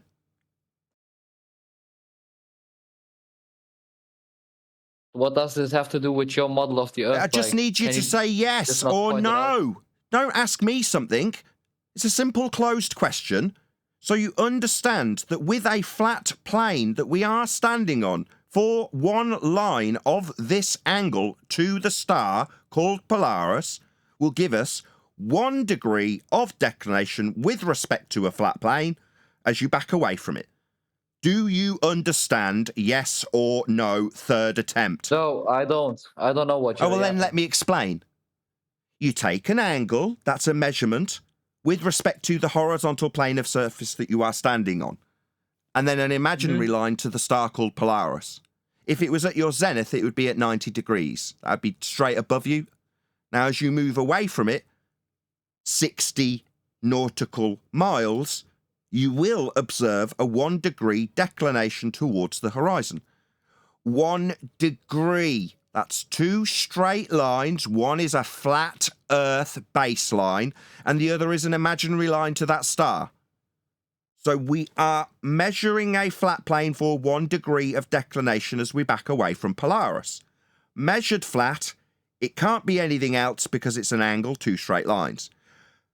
4th attempt. Do you understand now? But you know it can also be perpendicular. Why is he telling me something? Why isn't he affirming? It's a closed question. I don't need him to ask me or tell me anything. It was a closed question. Do I need to explain it a 5th time? Yes or no? Do you understand the measurement? Yeah, I understand the measurement now. You understand it's measured off a flat Earth then? 5th time. I didn't get you. What were you saying? 6th attempt. So you understand that this flat Earth only measurement of the star is an angle with respect to its declination towards the flat plane you are measuring. 6th attempt. Is that yes? Yeah. So we measure Earth flat. Can you show that measurement to me, please? It's called latitude, you stupid man. I've gone through it with you 6 times and you've affirmed you understand the measurement, and now you're asking me about what the measurement is. Are you unbelievably retarded? No, I'm not going to do it a 7th time. It's called latitude. Look it up. Meanwhile, even though he's affirmed it and failed and feigned and slightly rumpused, it's a flat Earth only measurement. Once I've got you to acknowledge how that measurement is done for latitude, I can then welcome you to flat Earth, and then there's no necessity for me to explain anything because you understand how Earth is measured. I'm not a bleeding cartographer, and I won't be explaining anything about any models or maps. How the maps that do exist that I didn't create function is by measuring Earth flat. Facts. So what can we conclude? We can conclude that Earth is measured flat with that. And that's me. I dust off my hands. I'm done. That's it. Over. You want to know about my model, do you? Oh, I couldn't give a crap about models. It's a reification fallacy. The map is not the terrain. But in terms of how we utilise the terrain, we measure it flat. So what is Earth? Flat. That's how we measure it. Do I need to give you a model? No, I don't. Do you need to find out what you think the world is based on other people's models or create one yourself hereafter? Maybe you do. Maybe you can go out and find what model you'd like to believe in, but I couldn't give a crap about models and I don't believe in anything. If you need that, you can go and get it. But now we're all clear, Earth's measured flat. There's no more necessity for me to discuss anything about maps and models that you might want. I don't care about them. But I know Earth's measured, and now so do you. Even if that measurement would be right, why would you? So are you denying latitude measurement even though you've affirmed you understood what it was after 7 attempts? You're now going to put it into an... Now he's going to rumpus me, and now he's going to chant through me. It's not an if statement. He's going to chant through me like a little bitch. It's not an if statement. I've made my conclusions. Latitude is measured flat. It's not an if statement. If that measurement... What, latitude? Now, you can try and deny the fundamental basis of your globe faith, which is having latitude lines wrapped around it, and what, deny that you've got them? Well, you can deny your globe exists, if you like, if you're going to deny latitude. So you're denying your own bleeding globe, then, if you're going to put it into an if statement. You understand what's happening and what I'm asking you? You're denying your own globe, then, because you're denying latitude if you put it into an if statement. Clear? Do you have any actual argument? Now he's asking me something. Like... He asked a question. You're denying your own globe then, so you're denying latitude by questioning its validity. So you're saying latitude isn't valid, therefore globe debunked. No latitude lines for your globe then. They're measured flat, I've already established that, but I just want to make it clear that you're putting latitude that is wrapped around your faith in a globe in the bin when you put it in an if statement. It's not an if. You need it for your globe. So you're denying your globe because you're denying latitude then. Let's just get this squared away. So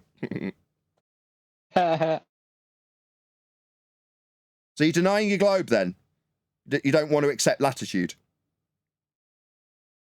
Oh, I actually believe in the globe. I think you're just... No, latitude. No, I know you believe in the globe. I didn't ask for you to affirm your belief. I asked you to deny your globe because you're denying latitude. You said, if this measurement about latitude... If this measurement, that's it's what, questionable, then your globe's questionable because your globe needs them. Do you understand that by putting it into an if, you're denying your globe? They're still measured flat, by the way. Doesn't matter whether or not you deny them because you'll be denying your globe. That measurement is actually not measuring anything because the star is moving. It's moving by itself. Excuse me, let's just define what an altitude angle measurement is by sustainable by design, as I've done previously, because he's denying the definition of this measurement. The altitude angle, sometimes referred to as solar elevation angle, in respect to the sun, describes how high the sun appears in the sky. The angle is measured between the imaginary line between the observer and the sun and the horizontal plane the observer is standing on, sustainable by design. Altitude angle. That's what an altitude angle is. It's a measurement between the horizontal plane the observer is standing on, and in this case Polaris to give you latitude to wrap around a globe. Now, if you say that's not real, not a measurement, you want to deny it, then you deny the base premise of your globe. I've said it 4 times. It's still measured flat. That's how the angle is defined. With respect to the horizontal plane that is being measured. That's what latitude is. You don't have to like it, and you can deny that latitude's a measurement, or that it's not real, or it's not with respect to the ground, which it is. But it ultimately denies your faith in your globe, which has them wrapped around it. You need a stationary point, which is not the case, simply because... No, lines aren't points. Angles aren't points. You don't need a stationary point. We're measuring an angle. It's not a point. Angles aren't points. They need 2 straight lines meeting at a vertex. That's not a point. The vertex is a point. The straight line with respect to the horizontal plane is not a point. It's a line. Horizontal in nature, forming part of the angle. Flat Earth required. That's never going to change. You telling me it's a point? That doesn't change anything. It's not. It's a line. The horizontal plane the observer is standing on forms that line. It's not a point, and you chanting through me like a bitch won't change how you have lost. Trying to turn it into a point won't give you a line for the base, for the angle.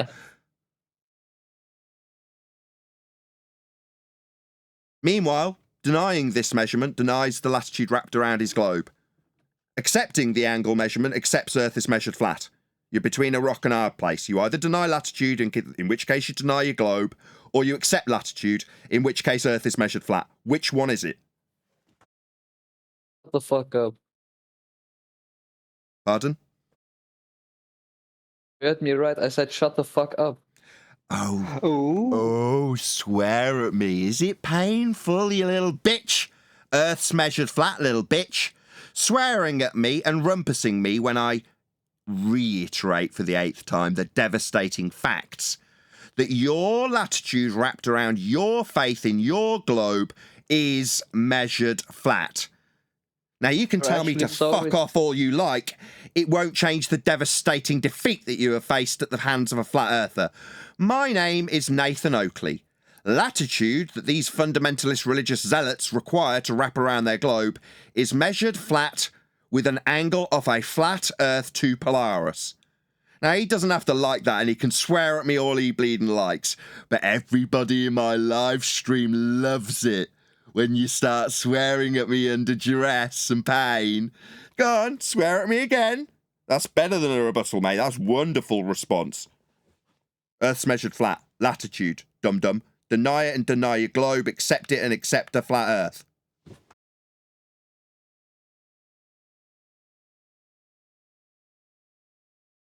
Are we done? Did he have his little tantrum?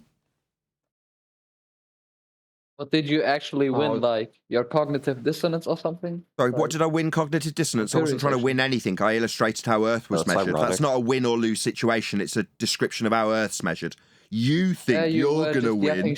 I'm answering him and he's chanting through me like a total bitch. Oh, maybe you could bitch about my mute button. Is this me muting him, ladies and gentlemen, when it's not my server? This is a neutral platform where, yeah, for a certain amount of time, the moderators will accept him rumpusing the living crap out of me. Yeah, for a certain amount of time. Then it's deemed unreasonable.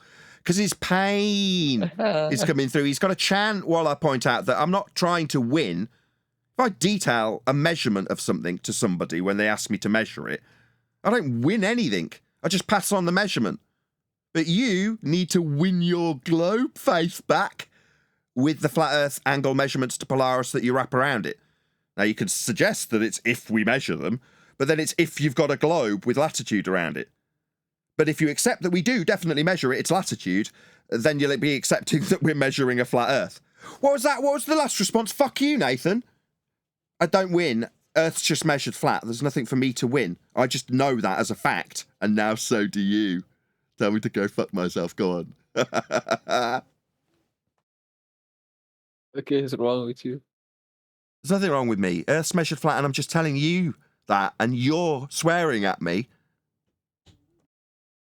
That's projecting as you're refusing to concede.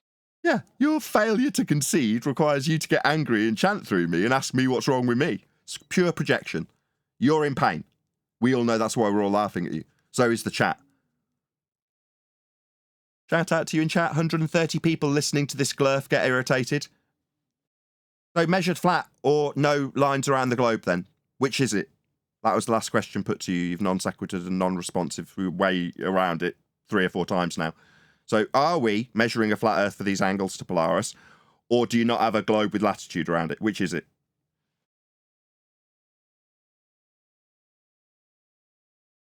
Cat got your tongue? You were chanting through me a second ago, you little bitch, swearing at me. Need it a 5th time? Do you not have a globe because you're denying latitude, or do we measure Earth flat? Which is it?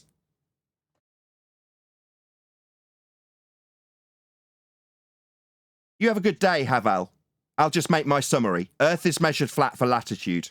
You can believe it's wrapped around a globe, but that's not how Earth's measured, like this angle on screen to this lighthouse. You measure it with respect to a flat baseline. That's how you measure it. Earth is measured flat.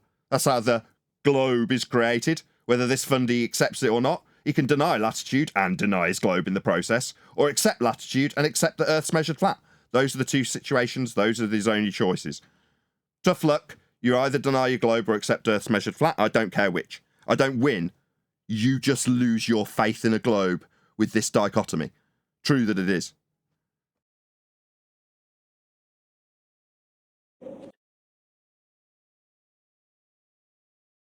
Next. Right, this Nathan from study.com. A sextant is a navigational instrument used to determine latitude. A sextant uses internal mirrors to measure the angle between 2 objects. Positioning a sextant to measure the angles between the sun or stars and the horizon can determine latitude. Awesome.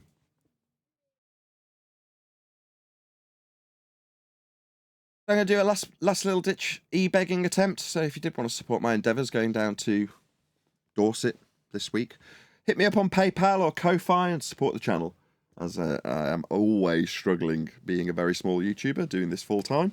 And yeah, maybe I need a petrol tank sponsor to get down there, because financially it is a very tight endeavour, which I have explained to Ian, and he has helped, or is offering to help, by covering the cost of the room and just giving me the money rather than me staying there. And then I'm going to drive some way to my folks and stay with them, so I can actually have the money for the room rather than having a hotel, which helps me out financially. But that's how tight it is to do this. So hopefully someone will take pity on me and send me a Ko-Fi or a PayPal. There we go, that's enough e-begging, I won't do it too much. Anything else while we're still live with the Discord server? Maybe there's time for one more attempt to convert me away from the measurements of Earth for some reason, so that they can have their pain relief. Go ahead. Can I play? Yeah, go ahead, Euclidean. All right. So you're talking about measurements to stars and the sun, with sextants.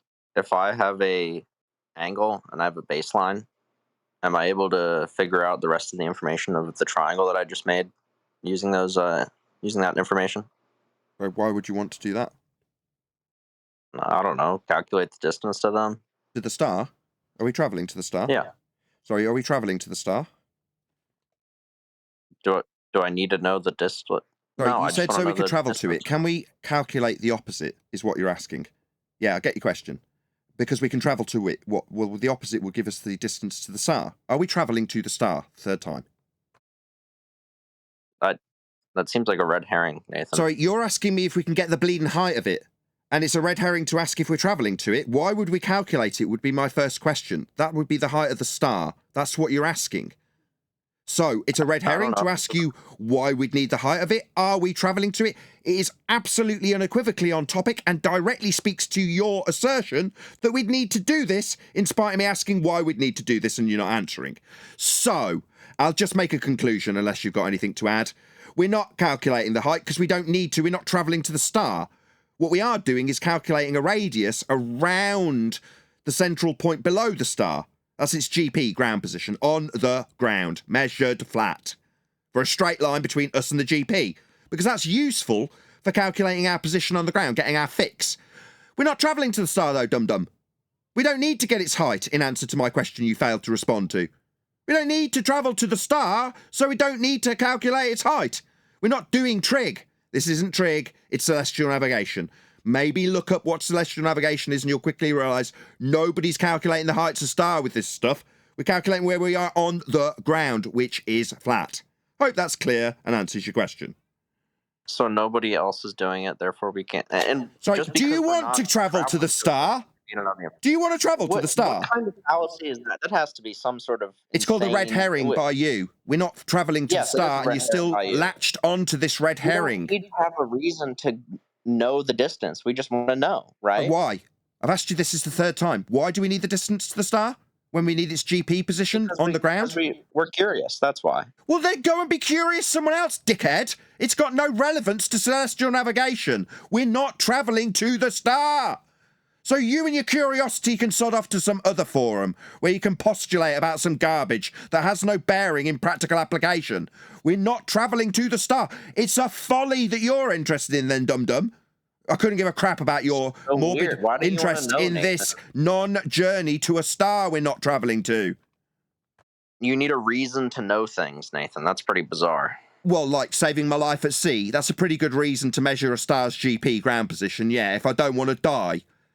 You're not going to save any lives by measuring the height of the star, though, dum-dum. Yeah, I do have a practical application for knowing this stuff. It's just not related to the height of the star, as you asked about it. It's a folly. I just want to... I know, you're just going to babble on about what you want. It's not proving anything other than you have an interest in measuring heights that you can't get. What do you mean I can't get? I have a triangle, Nathan. I have a baseline and an angle. So you've got one, so go and calculate it then.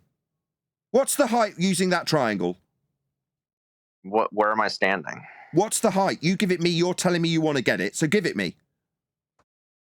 Give it me? Okay. Yeah, give me the height of the star. You said you've got a triangle, Mr. Smarty Pants.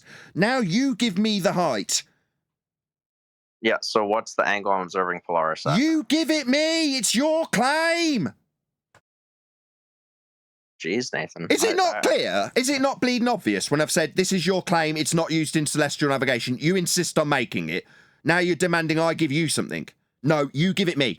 You say you want the height, you're fascinated with it, you've got triangles. Not me, you. I know what celestial navigation is, it doesn't involve the height of the star. You're still fascinated with it. How interesting for you as one man.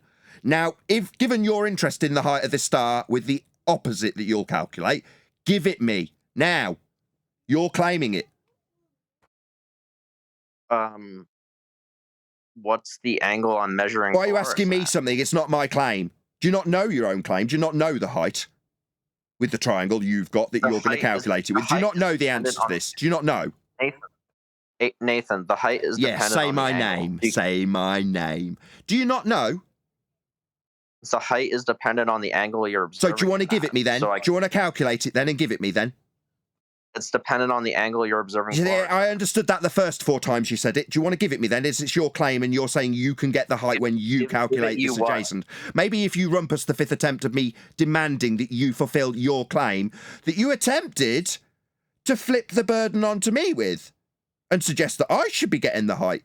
No, I didn't sucker into that crap and now I'm insisting that maybe if you rumpus me it'll overcome this problem you now have. You've got the problem of you saying you can get this height. I'm saying it's not used in celestial navigation, something that's practically applied to save lives. So now that you have an interest in this, your height you will be calculating, I'm asking for the 5th time if you'll be capable of giving it me or not. Yeah, so what's the angle I'm measuring? Why are you asking me? I'm not calculating. It's not my claim. Don't flip the burden. Just remove him. Don't want to do it 6 times. I'm not going to flip the burden. It's not my angle. It's not my claim. I'm not claiming this. Rumpusing me won't change that. Talking through me. Is it talking through because you've got a mute button on the neutral platform? This is a new neutral platform, by the way. I can't control him doing this. I can't stop him. Him chanting through me. He's flipped the burden 4 times. I don't need to give him any. He's just constantly chanting through me with his mute button, ladies and gentlemen. This is what you want on your neutral platforms, Glurfs. This is what you want on your neutral platforms, Glurfs. An obfuscation indefinitely when I point out that he's flipped the burden. He says he's interested in the opposite to get the height of the star. My response, it's not used in celestial navigation. It doesn't have a practical application. His response, oh, well, should we not calculate things when we're just interested in them? Well, okay, you're interested in it, so you give it me. What's the angle, he asks 4 times, sorry. No, it's not my claim, it's not my burden. And here we are on a neutral platform with the summary coming for the 5th time and the chanting zealot Glurf talking straight through it. He's flipped the burden and now he's obfuscating it by chanting, oh my, while I point out he's flipping the burden. He won't tolerate it. Hopefully, if the Discord server can't hear it, it won't be a flipping of the burden for the 5th time, right? It's not flipping the burden. Maybe if you shout, it's not flipping the burden through me summarising how you flip the burden. I'm not claiming the height of stars. I'm not claiming it as a practical application. He's charged me with it because he has an interest in it, but apparently I need to answer questions about it, but that's not flipping the burden. Yeah, your incessant non-stop rumpusing won't work.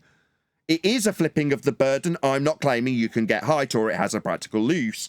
You are.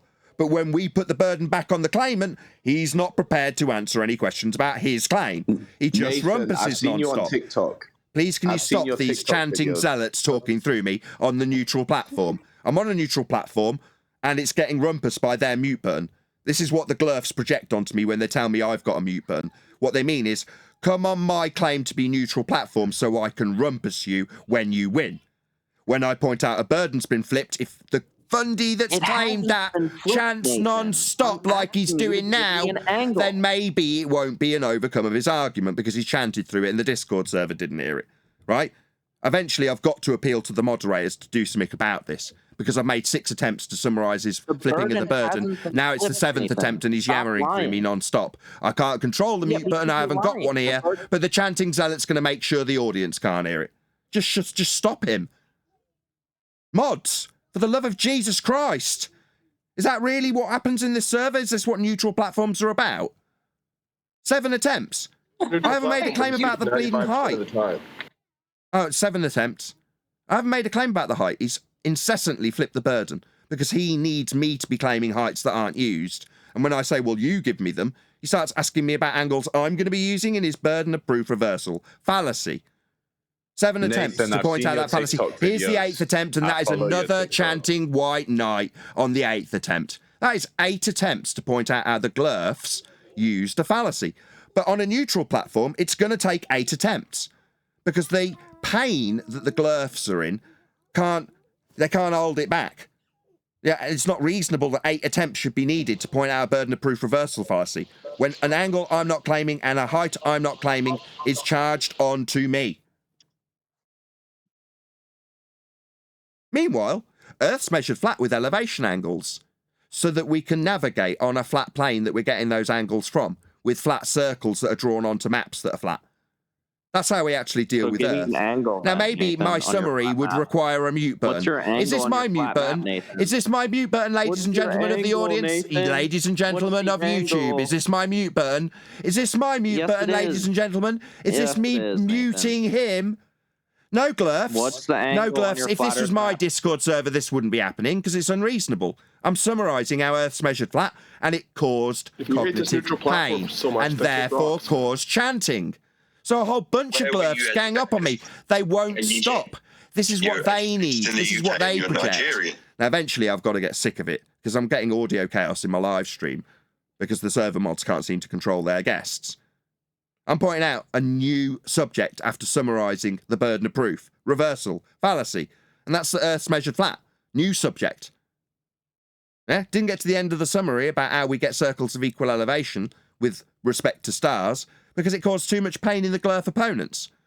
That's what you need when you project that I've got a mute button. No, you need yours. That's why you want to drag me onto this like a neutral platform, like what's just happened. Yeah, the glyphs can chant through the summary. New point from Nathan proving that Earth's measured flat. No, better chant through that too. You need your mute button, glyphs. That's what's really happening. It's projection. Without the mute button, you can't win. Because it's a win-lose for you. For me, it isn't. I'm just detailing how Earth's measured. Indeed, measured for your glyph belief in latitude lines around your glyph. So why would that need chanting through? Oh, because it means that your belief's shattered. So you can use your mute button 10 times on me.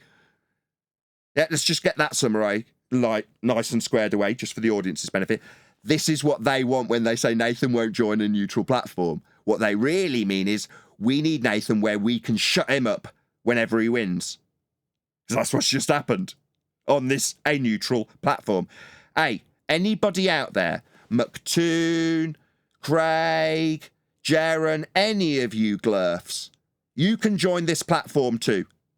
And you can argue with me on a neutral platform where you can attempt to rumpus the living crap out of me and I've got no control over it. So for every little coward bitch out there on the globe side that said it's Nathan's mute button, did you just hear what happened? No, Nathan was winning. Sorry to talk in the third person about myself. And what happened when I was winning? Pointing out how Earth's measured? Oh, 8 attempts to flip the burden into heights we don't use with navigation. Because those little tactics and fallacies, they need repeating 8 times to the top of the demolition of it, don't they? That's your mute button that you need. Yeah? My overcome of it for building up a platform for 10 years means that the audience has finally started to hear the actual responses that destroy your arguments, rather than just the fundy muting that you need on your neutral platforms, like just happened. Earth is measured flat.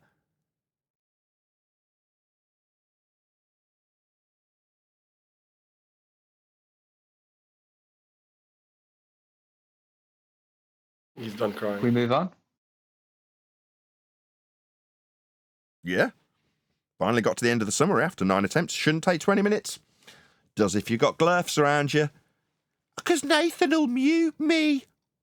Hey, just somebody trim this out, trim this section out, feel free. Post it to every little glyph bitch that says Nathan needs a mute button. No, I don't. Projection. Well, before the live stream, when you make, just say quickly and when you made the pause, it was silence. Yep.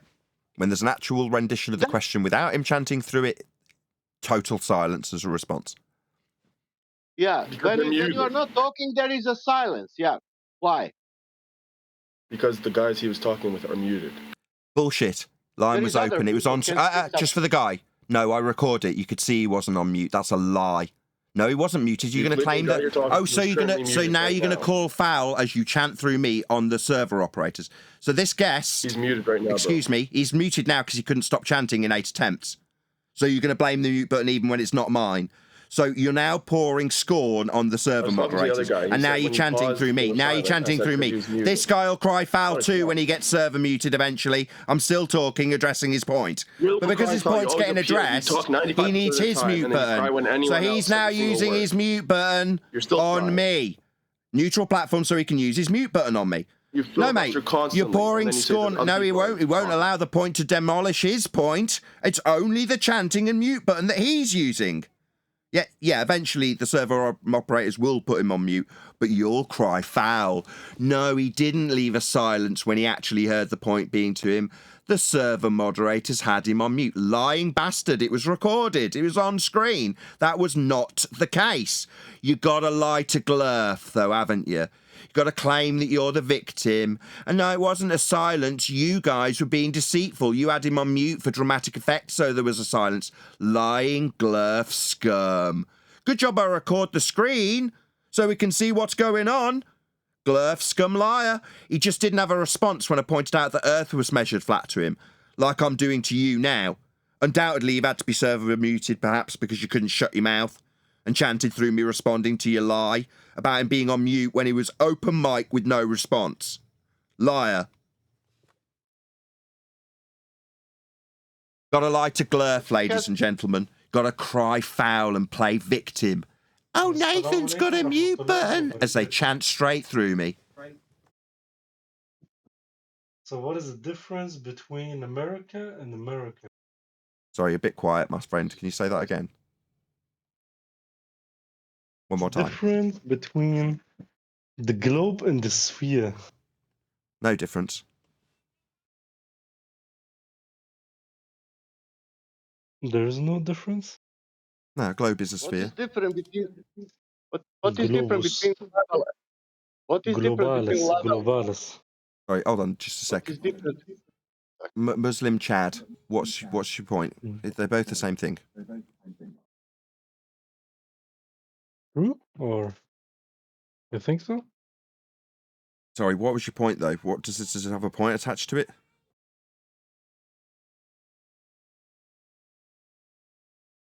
That's the question, though. Okay, you had your answer. You happy with your answer? Yeah, not really, man, because when I play football, nobody says we're playing foot global or something. Really?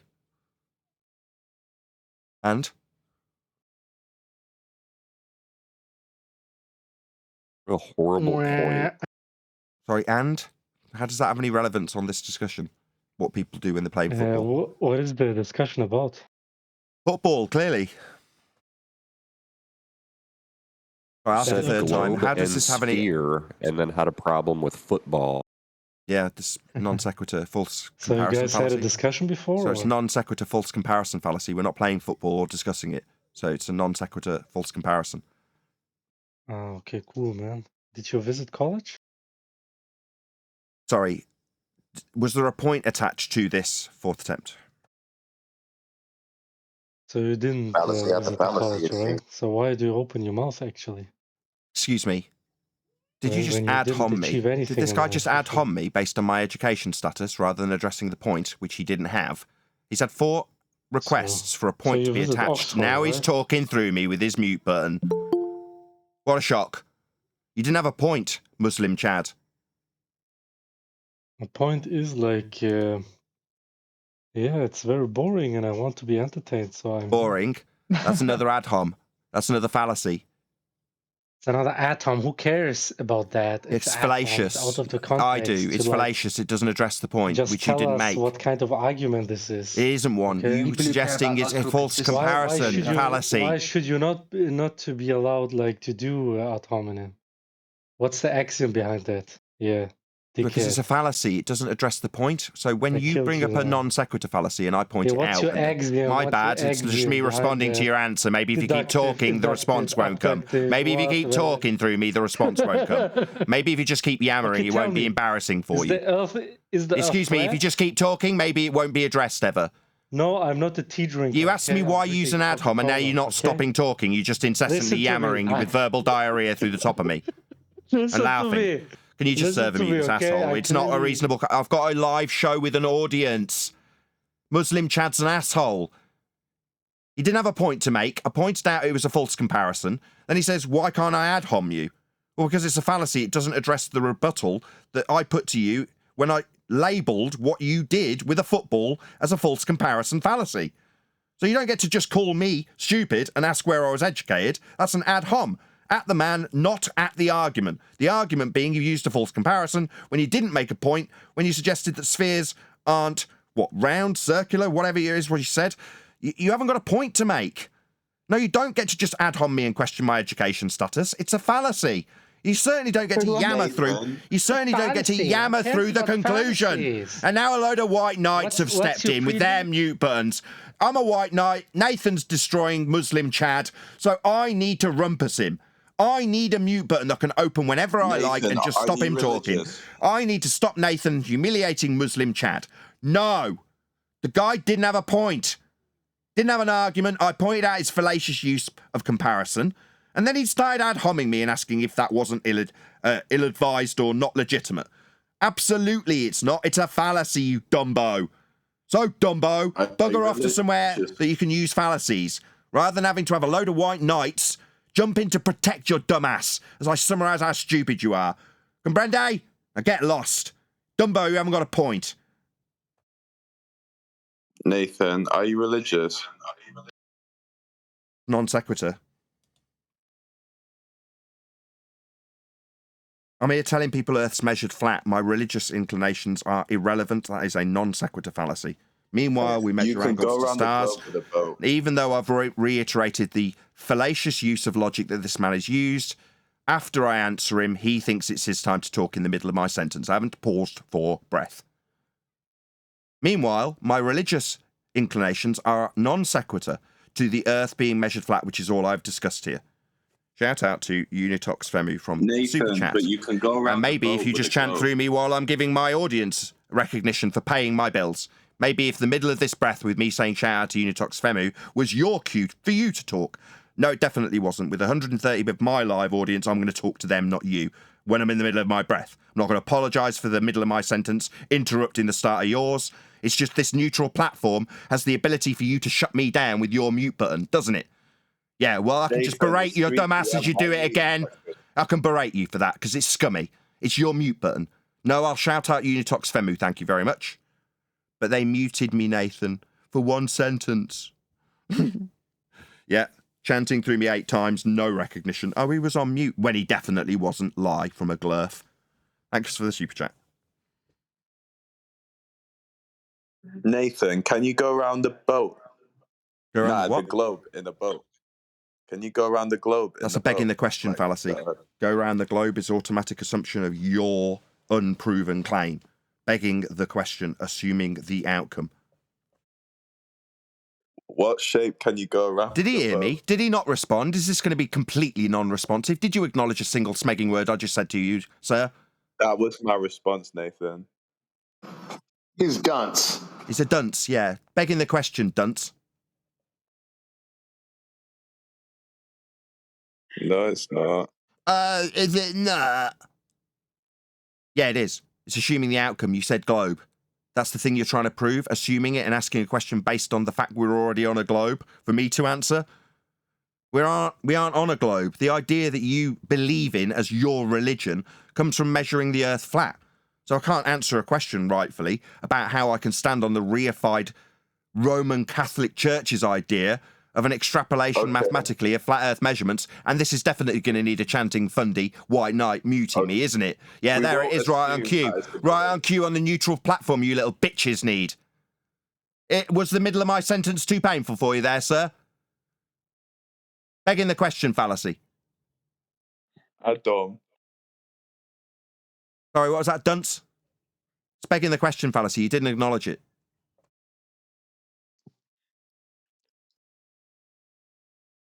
Sorry, it's not on mute, by the way.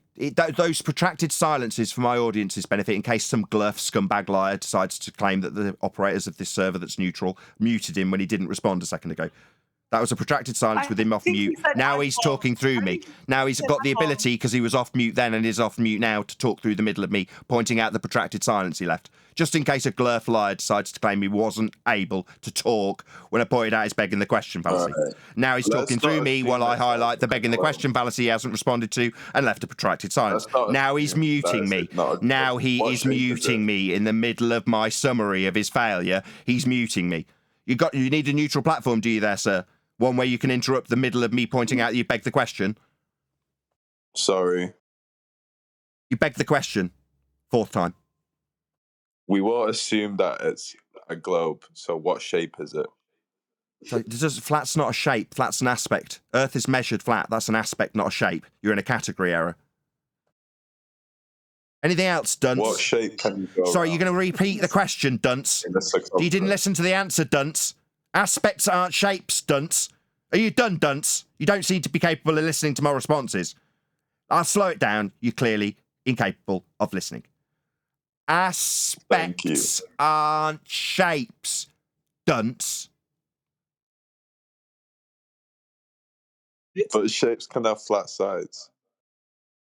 Yeah, Earth's measured flat.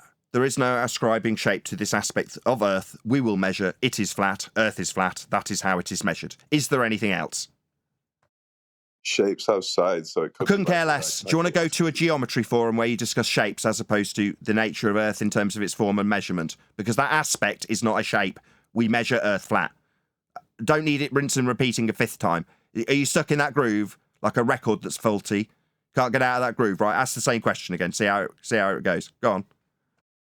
You can only go around the circumference on a globe. Like you've just spent the last 2 minutes explaining to me how the circumference of a flat circle is flat. What are you babbling about? A 3D sphere. Sorry, so begging the question then, dunce. Get rid of him.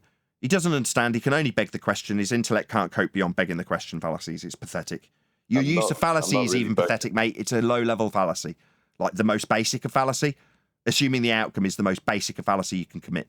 That makes you a dunce. So you're not even good in your crap, fallacious argumentation. Okay? Don't beg the question again. I don't need to hear it. I don't need to hear you begging the question again, dunce. What part of that don't you understand? Just belligerence now, right? Use your mute button because you've got it. Shout out to Unitox Femu. Says, no, Nathan, they muted Sasha. Yo, Bomber. Did you hear Sasha? Yo, Bomber Clutch, shut your dunce mouth, man. Shouting out my audience, brethren. No, Nathan, they muted Sasha. Did you hear how Sasha made chaos or some mod issues with Sasha? Yeah, you did. They were right to serve. This is my own side. Sasha's one of mine. He's one of my own. Moaning that he's getting muted because he's also rumpusing the discussion.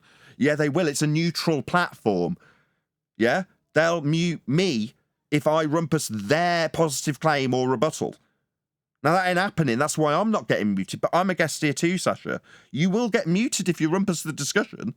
That's why eventually they leave it longer than normal so that they can't be criticised. So they'll leave it 8 times so that they seem more neutral than they could be. But you don't get that extended treatment that I'm getting, which is I'm getting more rumpusing from them than you're allowed to give them back in return, Sasha. But you'll still get muted. Rumpusing's not reasonable. Shout out to LJ. Love it when you call globetards little b. That's me swearing when I shouldn't. Oh my. Sorry, Paula, if you're listening. Not my wife, the other Paula. Shout out to Phoenix Rising 86. He says, a sphere only has one side or one continuous edge. Bad logic by a glurf. Thank you for the super chat. I'm done. Thank you for all the support. Would it be a rectangle instead of like a flat shit? You know what I mean? Would it just be a rectangle? Or a flat sh? What's a flat sh? You had a bit of a sentence fragment issue there, like you couldn't complete a word. You said rectangle, and could it be a Nah. flat shush? Well, flat shush would be flat shape, but that's what rectangles are. Did you understand how stupid your statement was as you started asking it, and then decided not to complete the sentence and offer up a sentence fragment in the form of rectangular sh, flat sh? You mean shape, Nathan, like what's your rectangles? position? Like rectangles are flat, mate. But aspects that we measure with the ground in mind are just flat. That's not a shape. That is the 5th time I have told you, you stupid dunce. What's your what's your view on it? Like, what's your position? Is this guy really retarded or what? Are you having me on? Yes. Yeah. Let What's me tell him then, because he's obviously I just stupid, so wanna I'll know just your answer him. position. No I worries. just wanna My know your position, sir. position. My name is Nathan Oakley. I understand and appreciate that the Earth is mapped, navigated, built on, observed, and obviously flat by its nature. If that wasn't absolutely 100% obvious to anybody in the nearest vicinity, then I don't know what is. But hope that clarifies that for you, sir. Okay, can you measure globes with flat surfaces? Can I measure your begging the question fallacy that I've also dealt with 6 times? I'm not begging it, Nathan. When you say globe, is that the thing you're trying to prove? Would it be your automatic assumption of that we are on a globe when you suggest that we're measuring a globe? Yeah, that's a begging the question fallacy. I've already berated you for it being the lowest form of fallacy you could use and called you a dunce for it. That's why I keep calling you a dunce. So did you think your label of dunce needed reaffirming by using the same begging the question fallacy and then telling me in a moronic voice that you're not begging the question? Yeah, you absolutely are, you dunce. Wait, does a dunce mean a flat earther? Excuse me? What does a dunce mean? It means stupid. One sec. Oh. Good after, everyone. Good after shush. Was that Adam? Yeah, I thought I'll throw up my own sentence fragment. Afternoon, Everybody everyone. loves a good sentence fragment when you realise that you're asking whether a rectangle could be flat shape or not. Well, it can't be a Excuse sphere me, with a Nathan. flat side on it. You just committed confirmation bias and the fallacy of selective evidence when you were asked that question, which was not indeed begging the question. So I would like to ask it again on his behalf. Are you having me on? Would that be okay? Sorry, can I get it No, correct? I'm not. This Actually, no, I'm pussy-whipped not. You man asked has several got his questions woman to step and you in. failed. Excuse No, me, you lady, failed I'd to just answer like them. to address you without you failed to continually answer them talking. adequately, This isn't your and you show, madam. continued Can you ad stop hominem. talking? You're interrupting me. Are you I'm the host of the show, you stupid woman. Can I do something, you ask? Now, you've been server muted because it's not just you're going to step in for your pussy-whipped little man and take over where he failed miserably. Yeah, your husband's been humiliated by a flat earther. Now that pussy-whipped little bitch needs you to defend him, does he, love? Oh, you have my permission, love. You go ahead. Defend your coward little man that failed. Women. All right. So confirmation bias occurred when you only sought out information that you had pre-existing, right? When you were asked the question, what shape can you go around the circumference of, which is what people do on a daily basis, they go around the shape, whatever shape the Earth is, whether globe or not. Can you describe to me another shape which you can go around the circumference of? Why, did I make a claim about it? Well, you said it. You asserted that it was begging the question when indeed. Did you hear there my was question, no, love? It seems like you're there answering was- a different question there. Like I'm saying, Did you hear there my was no question? No, that was the Did same you hear my question? Pardon? Obviously not. I said, and I'll repeat for a second time because you're deaf and dumb like your stupid husband. Did I make a claim about it? No, but therefore it was. So why the hell would I be answering you, you daft cow? Okay, so then it wasn't begging the question. So then you were just Sorry, lying love. the whole It time. seems like you're And stupid, you were like your engaging in husband. It confirmation seems that you bias. now can't stop As I've talking when you've been demonstrated, shown to be you were stupid. engaging in Maybe you'll need confirmation server bias, muting because you can't shut in your which you stupid did not mouth. seek out. No, you've just been humiliated like your dumb husband. Yeah, your dumb husband and yourself have been humiliated. I didn't make a claim about it. I don't need to be defending about it. Telling me I've got a confirmation bias for something I haven't made a claim about will require you to chant through me. Yeah?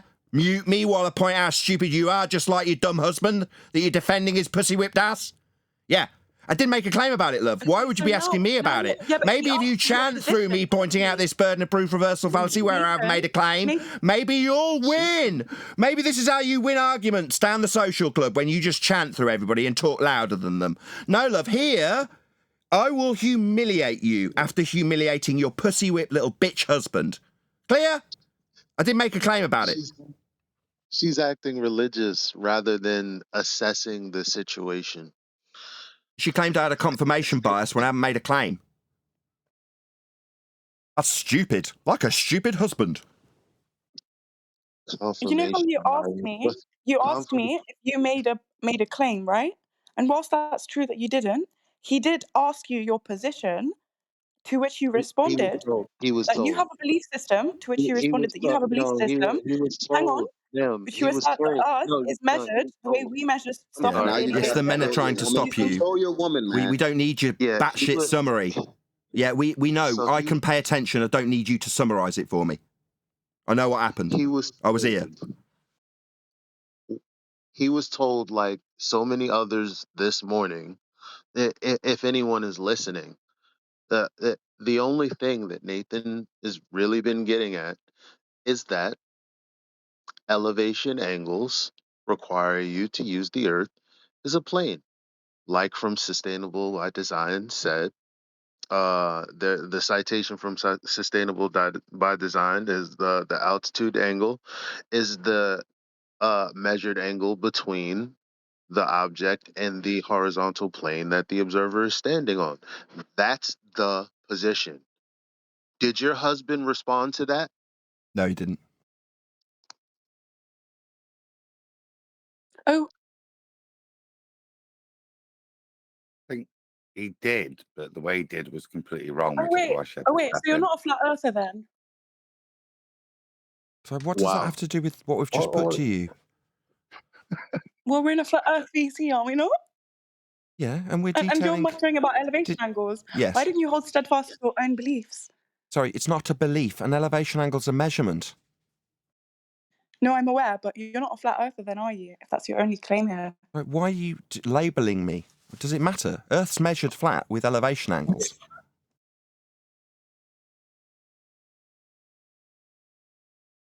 Hello? Earth's measured flat with elevation angles. Do you know what an elevation angle is? I respect your pronouns. What? She obviously knows what a flat earther is to throw the accusation that suddenly you're now not a flat earther. Could you define what a flat earther is? That's a person that doesn't believe in the globe. No, that's not a flat earther. No. That's an anti-glober. Like saying a Christian's someone who doesn't believe in Islam. So that not believing in Islam makes you a Christian, does it? No. Not believing in a globe doesn't make you a flat earther. You don't define something as something that it's not. So if somebody asks you to define a banana and you say it's not a transmission, that's not a definition of a banana. Get it? Is it banding about the phrase elevation angles? I wouldn't have said so. That's just describing how something's been measured. An angle of elevation to a star or the sun or the moon or whatever you're using. It's just a measurement description. That's not going to tar me with any label.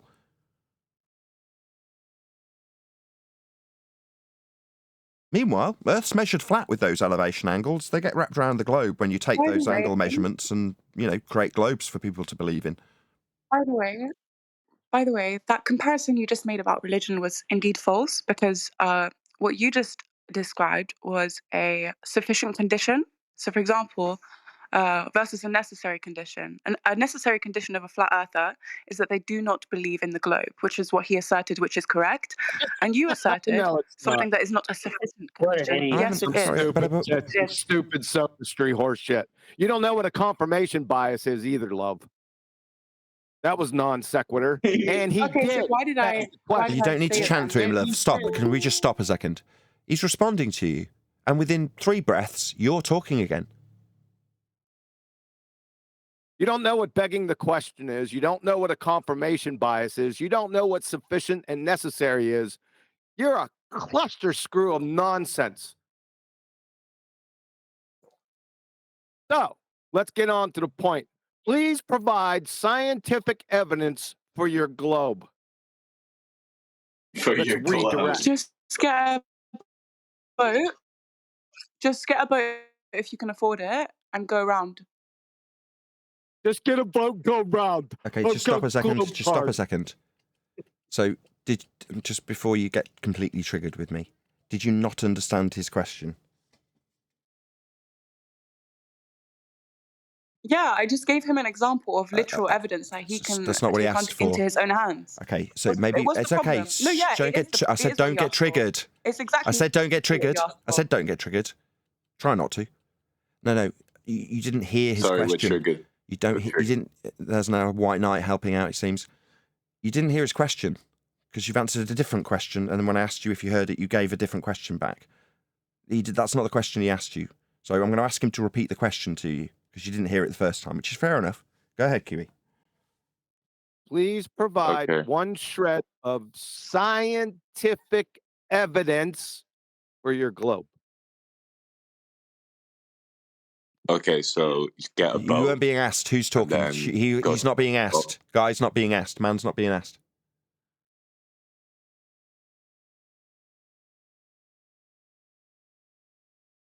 But my response is the same. Okay, what was your response? Now you've heard the question for certain. So scientific evidence, yeah? So if you want to look into 3D models in your own time, you can do that. And then get a boat and go around the circumference of the Earth. You can use a compass, by which we have discovered the North and South Pole of the globe, by the way. Incorrect. And you can see it as you go around in a 360-degree angle, which we know to be of a spherical shape, you know, just like basic geometry that you learn in 5th grade. You want to stop? Geometry, Okay, that's thank not you. science. Okay, thank you. Thank you. So, what you should have said, my kind sir, that is a malformed question. Scientific method and natural science only adjudicate natural cause and effect relationships. It has nothing to do with shapes. Therefore, by your non-responsive answer to the malformed question, you have shown that you would fail 5th grade general science. Thanks. Have a nice day. Yeah, but you'd have a boat. Are you sure? I'm not too sure about that. Yeah. Should we go on to the White Knight? Are you done, my love? Can we move on to the White Knight? You've demonstrated a substandard science acumen. Are we done with her then? You taking back over? She's demonstrated a substandard science acumen. Wait. Okay, But thank you, my Nathan, dear. what was your response to that? You demonstrated a substandard science acumen by answering or attempting to answer a malformed question in a category error with an example that wasn't scientific, demonstrating admirably that you don't know what science is. That was put to you by QE and now reiterated by me. But thank you for trying.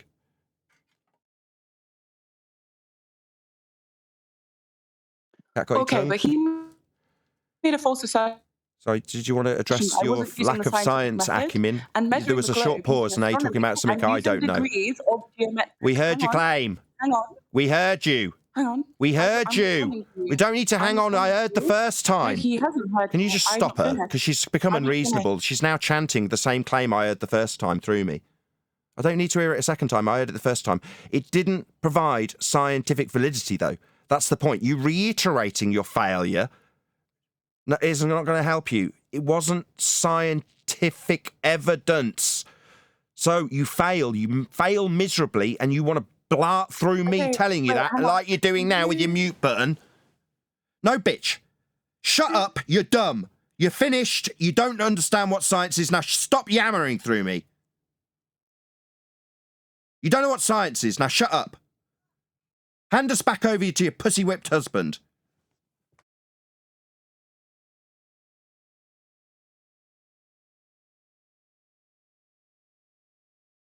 Same question for the husband. See if he's quick on the uptake. Please provide one shred of scientific evidence for your globe.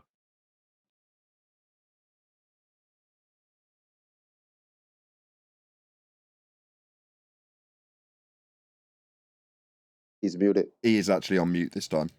That isn't a protracted silence for dramatic effect. One of the server moderators has kept him on mute.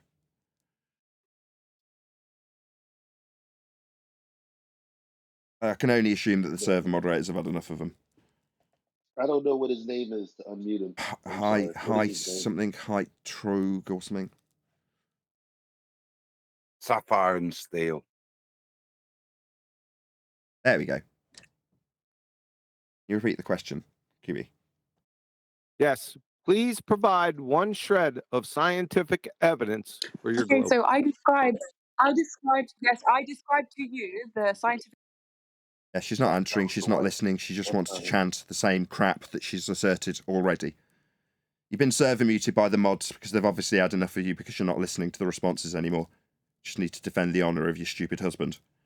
Fine, we don't care. We know he's dumb. He's a dunce. He was labelled it when he used the begging the question fallacy. You've demonstrated you don't know what science is, so you're both useless. You're both stupid. Sorry. Don't have to like it. I mean, it's a shame because it could have been a good conversation. The problem is she does want to just continue rambling. And the you're not really you're saying a lot of nothing. Like we get in a boat and go around. Are you serious?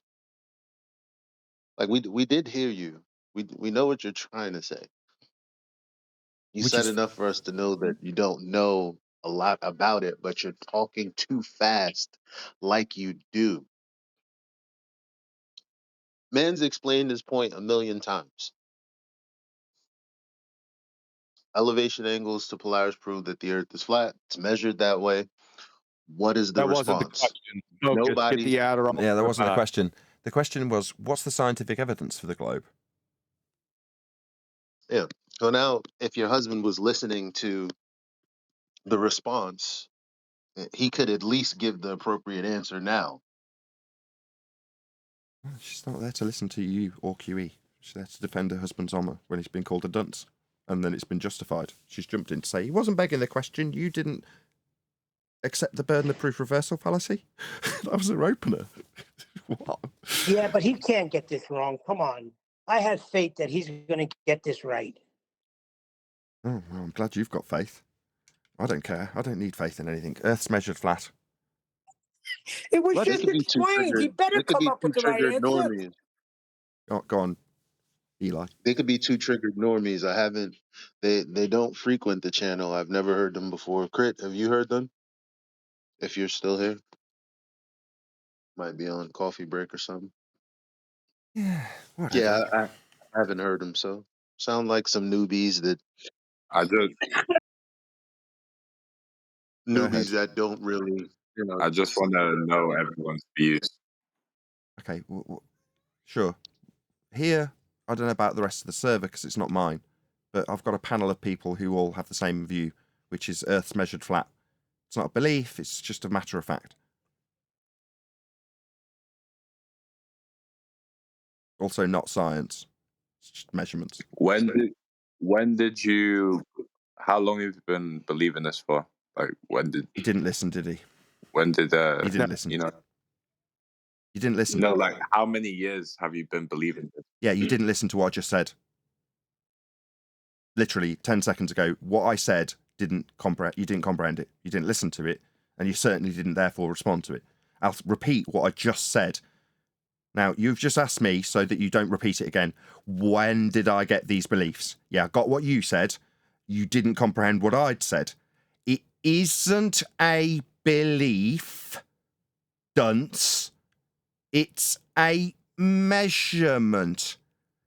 Unlike the answer from your dunce wife, who asserted an answer in respect to the science for a globe, which this isn't. It's measurements, not science, not beliefs.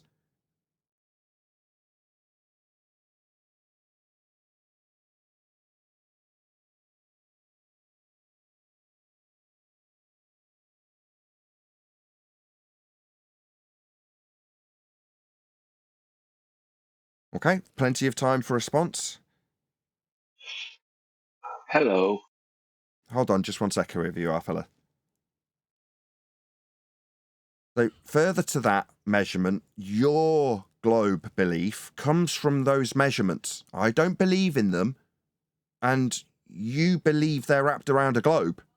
So the only one with belief here is the person who thinks the measurements of Earth, flat that it is, can be inferred by calculation to be spherical.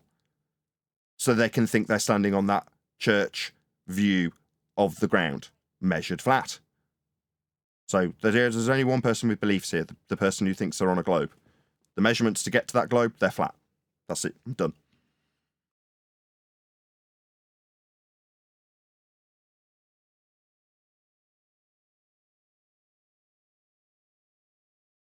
The other guy want to go? Whoever that was.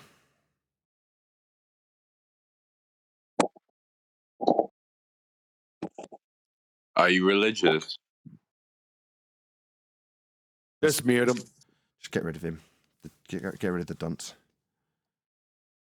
Complete non sequitur. Get rid of anybody who asks tough questions. Get rid of them.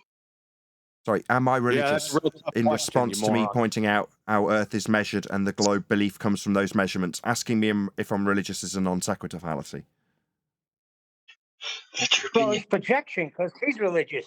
Yeah, he's Just a religious. He question. believes he's on a globe. Clearly, he's white knighting Just for a somebody who's on a question. globe. And we answered it. Next question. Please provide one shred of scientific evidence for your globe. Oh, come December we will. Oh, you think that that's Get a an life, Rob experiment? Noxious. December? Really? What's the I miss you hypothesis? guys. Don't kick me. I miss you 2024. guys. I'll be polite. No, It's you've been... No, 2024 hold on. and you're still waiting Can we get rid of for Rob your Noxious? evidence? Sorry, Like, oh, come December. So just one sec. December 2024, we'll finally have We're proof. not waiting. You're waiting. Can we get rid of We Rob already have it. Noxious? You guys. Sorry, the guy stalks me on private messaging services, swearing at me. Can we just get rid of him? I don't like these stalky that types. has been like 6 months. Can you just dude. get Get rid to of new him, stuff. please? Please, can we just get rid of this stalker? Thank I'll you. leave Can later, you just bitch. get rid of him, You please? pussy Can I bitch. appeal to the moderators because this is a neutral platform and I can't get rid of him? This guy that stalks me and swears at me and is abusive towards me. Just get rid of him, please. Thank you. Rob Noxious, bro. Yeah. I don't like Can't these wait all the till flat December. earthers. I can't wait till December, boy. So to the rest of the panel, Globers, please provide one shred of scientific evidence for your globe.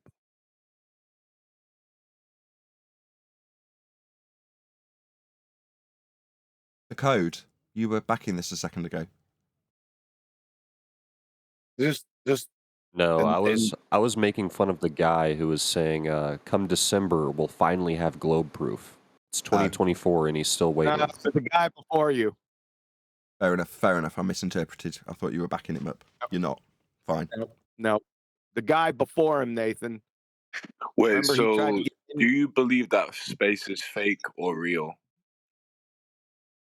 Space is fake. It's a second law of thermodynamics violation. Gas fills space. If the space was a vacuum, we'd have no gas to breathe. Oh. That was the best question all afternoon. Whoever that was, well done. Same guy. You dunce hats removed. You get full credit for that question.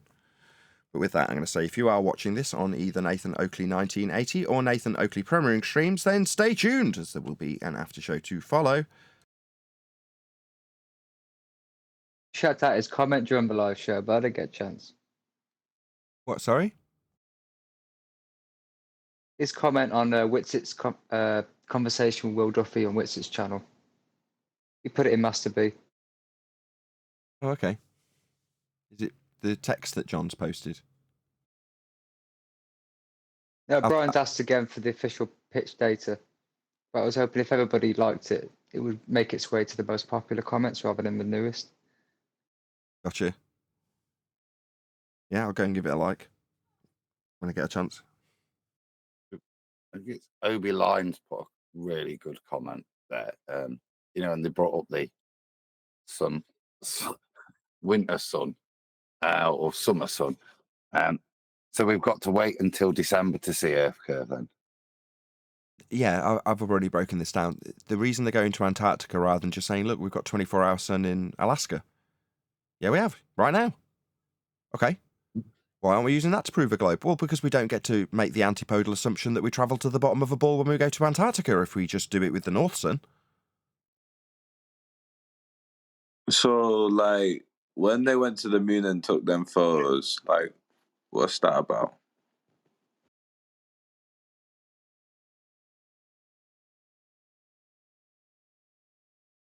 Who's they?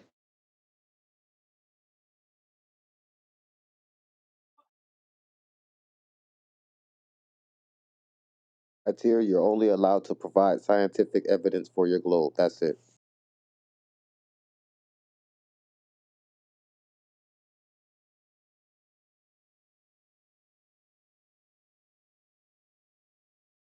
Did that chap get an answer? I just went and got a drink.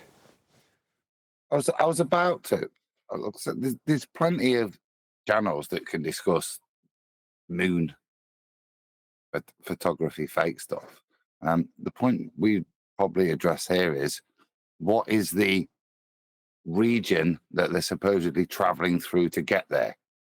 That's where we would draw a line, use natural law that I assume you would support to question the validity of it all, not any particular point, whether it's real, this bit, the other, etc. Just that the whole thing, as described by them, has to be fake if you're in agreement with natural law.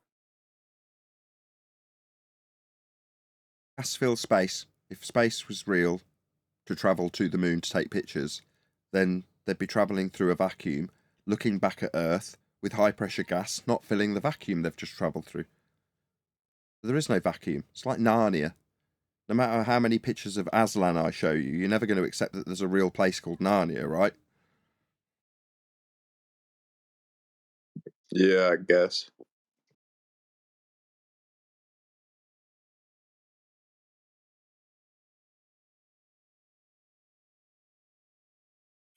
Well, that's troubling. If you've never come across this subject, you sound like newbies. You're going to get the sharp end of your tongue because you So, reacted do you badly. believe that Antarctica is like around like flat Earth? So it's just like the circle of Antarctica. No. Did we say that? No. What you're So describing... like what? So okay, so in a flat Earth, like, does it drop off, or is there like ice walls, or is what is it? I don't know. Part of the rhetoric you get when you first come across this subject is to lead you down a garden path of asking questions about areas that are left in ambiguity for you to ponder.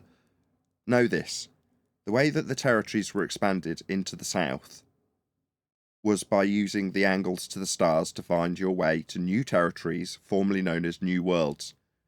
That's how the world has been expanded into new territories that are now colonized, mined, all the resources stripped. That's what we have done with the new worlds when they were discovered and added to the maps by way of navigating out to these places flat. Now, there's no ambiguity or argument about that process of discovering new worlds flat.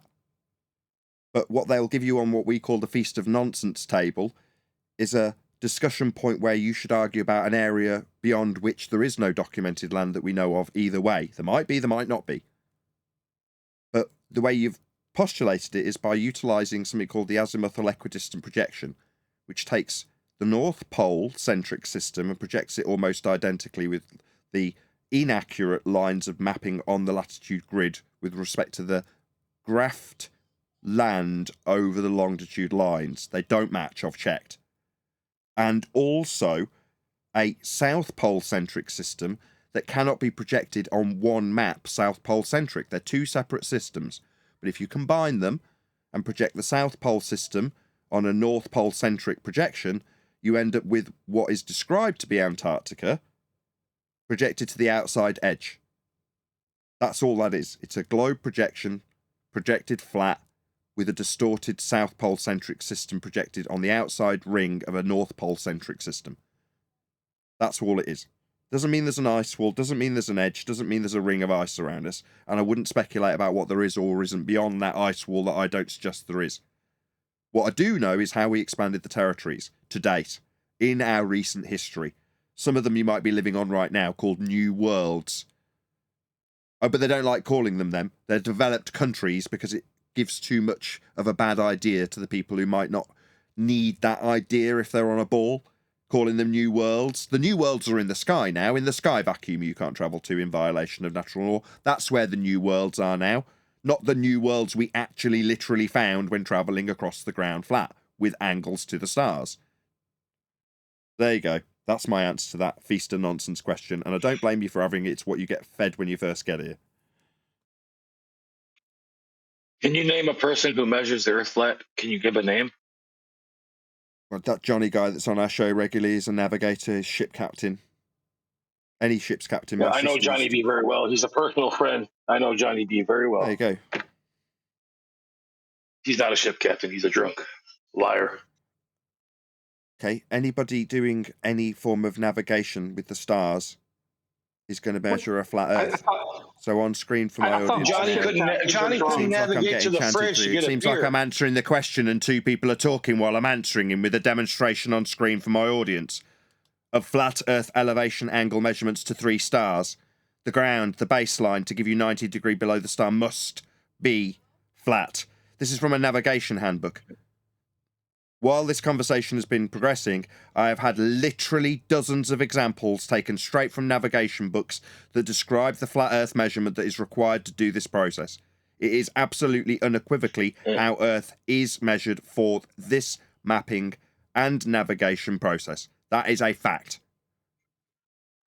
I didn't ask for a book. I asked for a person. Can you name one person who measures the Earth And flat? you called him a drunk and discredited him.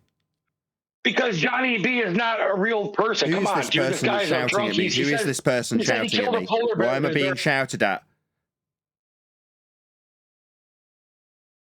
Johnny B's a real guy.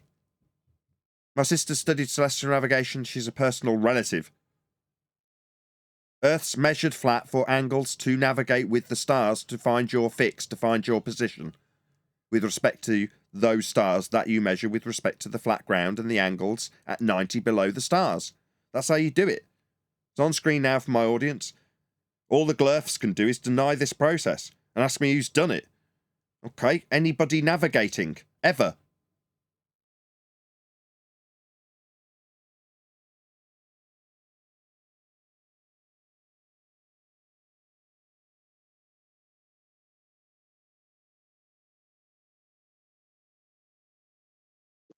You could tell he was his friend because he immediately discredited him and called him a drunk. Yeah. What gives? He gives his first-hand testimony about when he was a ship's captain. I've got no reason to disbelieve him. Yes, it's just one man's first-hand testimony. Then you have to take it on credibility. So what does he do? Well, I'm going to destroy his credibility. He's a drunk. Yeah, he is. He's also really annoying. So what? He's describing what is confirmed in every single celestial navigation handbook ever. And describing it with first-hand testimony. Now, do I choose to believe him? Yeah, I do. Do I choose to believe my sister when she showed me how to do it? Yeah, I do. Because belief isn't required, it's a measurement.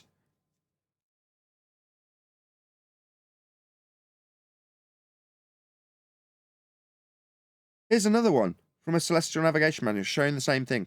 3 stars, 90 degrees below each, flat plane of reference for the angle. Earth's flat, it's measured as a plane of reference. That's how this process is done.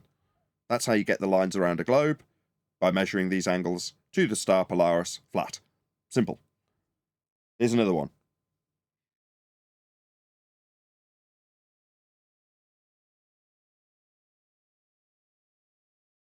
All the glurfs can do is turn it into a personal attack on an individual. Who did it? Well, this man did it. He's a drunk. Who else did it? So all you can do is personally attack people. Attack the man. Individuals. Yeah, that's all they can do. Sad. But you haven't been attacking me and my girlfriend this whole entire thing. No. When you suggest that you can answer a question put to you about scientific validity for Earth's shape, we're going to point that out as being incorrect and demonstrate that your wife had no scientific acumen whatsoever. When you come and tell me that if we navigate around a globe, how is that possible? And I point out that around a globe, by assumption in the first instance, is a begging the question fallacy. And you tell me, and then then chant through me like a bitch, like a pussy whip bitch, that needs to chant through me highlighting how fucking failure you are. You're a total failure. Now I'm pointing out how you failed, and you think you need to open up your little I'll Mute Nathan book from the little glurf playbook of I'll shut you up while you're telling me how wrong I was. Now I'm going to reiterate how wrong you were, Dumbo. Now you're going to tell me what you're going to pray the victim, little pussy whip bitch. I'm pointing out why you got called a dunce, when you begged the question multiple times and then told me after begging the question in the next breath how you would beg that question. That got called you a dunce, and now you're playing the bleeding victim. Yeah, that's why you're a pussy-whipped little bitch. That's why your wife took the mic from you, because you're not a man, you've got no balls. Your wife took over, protected your pussy-whipped little bitch ass. That's what she did. You want to call that being attacked? No, I'm just stating facts. You are a pussy-whipped little bitch. Your wife did take over when you got called out for begging the question, and you are chanting through me like a pussy-whipped little bitch right now using your mute button because you can't tolerate me pointing out how big a dunce you were. I wasn't attacking you. That was you demonstrably being a dunce when you begged the question. Now, you don't have to frigging like that, dunce. It's not me attacking you. Don't be a dunce, and you won't get called a dunce. Don't take it as an attack. Don't rebel against it by chanting through me as I highlight it. Now, you got told off because you did what you're doing now, which is chanting through the humiliation you suffered when you begged the question, when me, the flat earther, pointed out to you that you don't get to beg the question, it's a fallacy, and your repeated attempts to chant through me reiterating multiple times why you got called a dunce won't work either, because you're just a bleeding pussy-whipped victim, aren't you?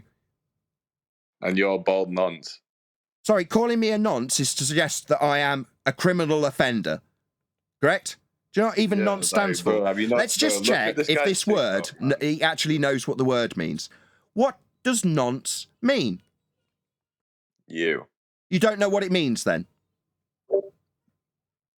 He said it, buddy. What does it mean? Do you know what the word means? What's its definition? It's actually an acronym, but you wouldn't know that. You're dunce. What's it stand for? Nathan Oakley. That's not what it stands for, dunce. Maybe you're going to claim victimhood as I educate you on what the word you've just claimed I am is, or maybe you'll chant through me, or he's going to chant through me. He's going to take the pussy-whipped bitch option of muting me. Is that what you're going to do, you little pussy-whipped bitch? You don't know what the word you just used means. It's an acronym. You could have looked it up on Google by now, but you're still going to chant through me, someone who knows better. Are you going to claim victimhood as I correct you? You don't know what the word you just claimed I am, a criminal, in jail, because it stands for not on normal circulatory exercise. It's a prison term. Am I in prison on non-normal circulatory exercise? No, you don't know what the term means. But you've used it incorrectly because you're a dunce. And a dunce who's pussy-whipped, and a victim who can use his mute button and then claim that he's been attacked. Oh, did your woman come to protect you as you were attacked? You weren't attacked. You behaved like a demonstrable dunce and then had to have a flat earther point out how stupid you were when you behaved like a dunce. That's what happened. Okay, dunce? You want to play victim some more? Talk to my wife. I'm not a nonce either, Dumbo. Your wife doesn't understand what science is. She's also a dunce. That's why you got called a dunce. It wasn't an attack on you, little victim. Little pussy-whipped victim. No, it wasn't an attack. It was us highlighting your failures. That's what it was, like begging the question and lack of science acumen. And then failure to understand a word you accused me of being, which you didn't know the meaning of. Dunce. Tell me you've been attacked, dunce. Call me a nonce, dunce. Hello? I'm not on non-normal circulatory exercise in a jail. You don't know what the word means, dunce. Dunce. Tell me you're attacked. Play victim for me, dunce, so I can call you a pussy-whipped bitch again. Because that's what you are. I'm Nathan Oakley. I'm a flat earther calling you a pussy-whipped bitch and demonstrating how stupid you are. Therefore, calling you a dunce. Don't have to like it. Can't play victim again. I'm being attacked. Get my wife immediately. She'll come out with a rolling pin. She'll hit you over the head with her science acumen. How you feeling there, dunce? You want to play victim again, dunce? You seem to have gone very quiet. Maybe one of the white knights could claim you're on mute in this stunned silence. Nathan, let's just be honest. You're only saying all this because your wife divorced you. Excuse me? So you got a lighter, Glurf. 1 second. Paula, can you come here a second, please? Nathan. That is not. It's okay, not no worries. even... Paula, can you come here? Nathan, just come here. Just 1 second, Adam. Just 1 second. Can you just say down this microphone for me? Can you say as loud as you can, you've got to light a Glurf? Aloud. You come near the mic and just say, "You've got to lie to Glurf." What? You've got to come close to the mic. Just come close to the mic. Bloody hell, play ball. Just say into the mic, "You've got to lie to Glurf." You've got to lie to Glurf. Did you hear my wife, Your wife Paula? don't love you, Got him. mate. Excuse me. Boom, roasted. Did you hear my wife? Paula, thank you.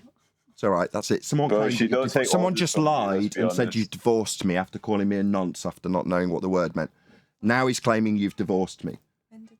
When did you divorce me? I don't know, I'll ask him. When did don't she love you, divorce bro. me lying glurf that's now chanting through me, the pussy whip bitch? I'm talking to you. When did she divorce me? Do you want to ask her? Cat got your tongue, or have you been muted? Were you muted? Has the cat got your tongue? Yeah. You lying glurf. Got to lie to glurf. You want to ask her when she divorced me? No. She's right next to me. Ask her. That's something a dunce would say. Sorry, you're the dunce, not me. You've just lied. You've got to lie to glurf. Are you going to address your lie? Can we just get rid of this scumbag? I'm pretty sure you're the Sorry, dunce. get rid of this scumbag. This scumbag doesn't deserve to talk to me anymore. Why should I have to interrupt my wife? She's educating my kids in the next room. Why should I have to drag her away from my two children's education to correct a lying scumbag glurf? Why should I have to do that? I'll tell you why, Nathan. Because it's not. You've got to lie to Glurf. You've got to sink to despicable levels to Glurf, yeah? And respect here, you actually demonstrated what levels they'll sink to, what level of lies they'll sink to. Yeah? You people are got no shame, have you? And certainly, as you've demonstrated, you've certainly got no argument. And that's all that actually matters. Outside of your little ego trip, your little feeding of your psychoses you've clearly got, yeah, you haven't got an argument, and that's been demonstrated to the audience. So you keep Shut up, enjoying whatever Nathan. sick fantasy you're getting out of this kind of engagement, yeah, and you demonstrate to balls people and flat people that actually look at the quality of the argument that the ball side has got. It's got people that will sink to this level. Yeah. A level that you wouldn't engage with people in real life. You only do it because you are cowards. You wouldn't behave like that to somebody's face, would you? But you demonstrated that to the audience. Thank you very much. You sometimes are the best argument we can make sometimes, your behavior. Well done.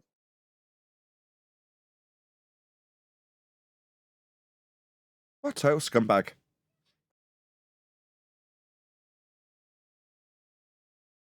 We move on. Yeah. Thanks. With life. Good one. Any more glurfs?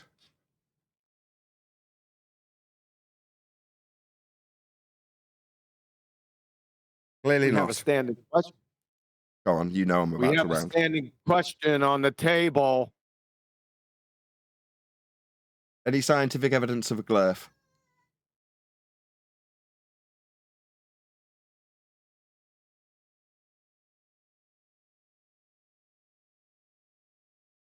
Clearly not, just attacks on my family. Fairly standard fare.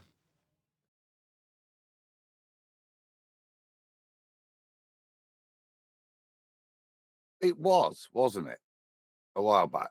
It's sad to see that in 2024 that level of prejudice and hate can be put out. I'm surprised the mods in Discord, where I think the standards are a bit higher with regards to discrimination, didn't deal with that, particularly after some of the criminal accusations that were put at you.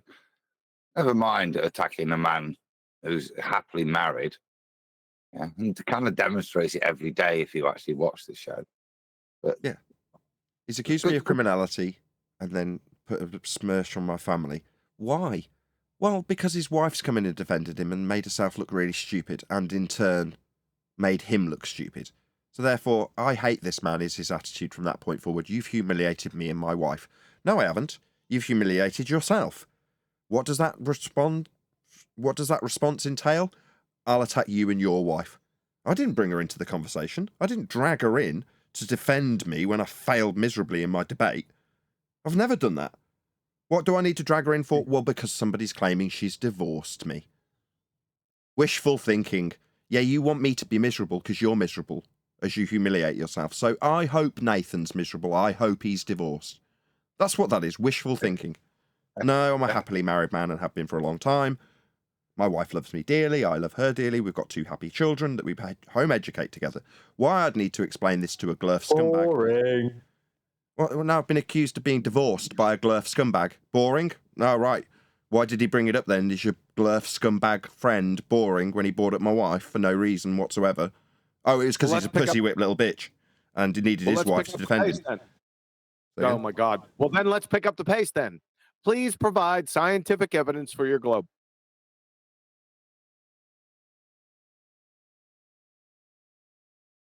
What's that? Oh. Boring. Oh dear.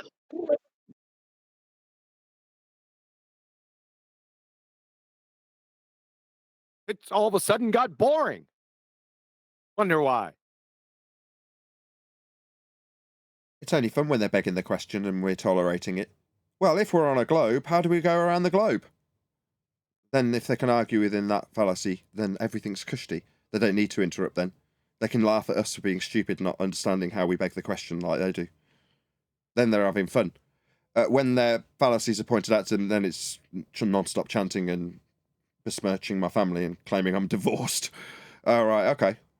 Oh, that's a wonderful argument you've got there, Glurfs. You definitely need a neutral platform for that argument, don't you? It would have been a much more effective argument if I'd have been shut down by the neutral mods. Maybe if McToon was shutting me down while he told his audience I was divorced, that would have been tolerated and you'd have all laughed about how divorced I was. Yeah, we know. Earth's measured flat and you can't cope. This is how you cope.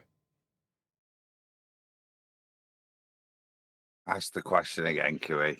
Come on, give him a chance. Please provide one shred of scientific evidence for your globe.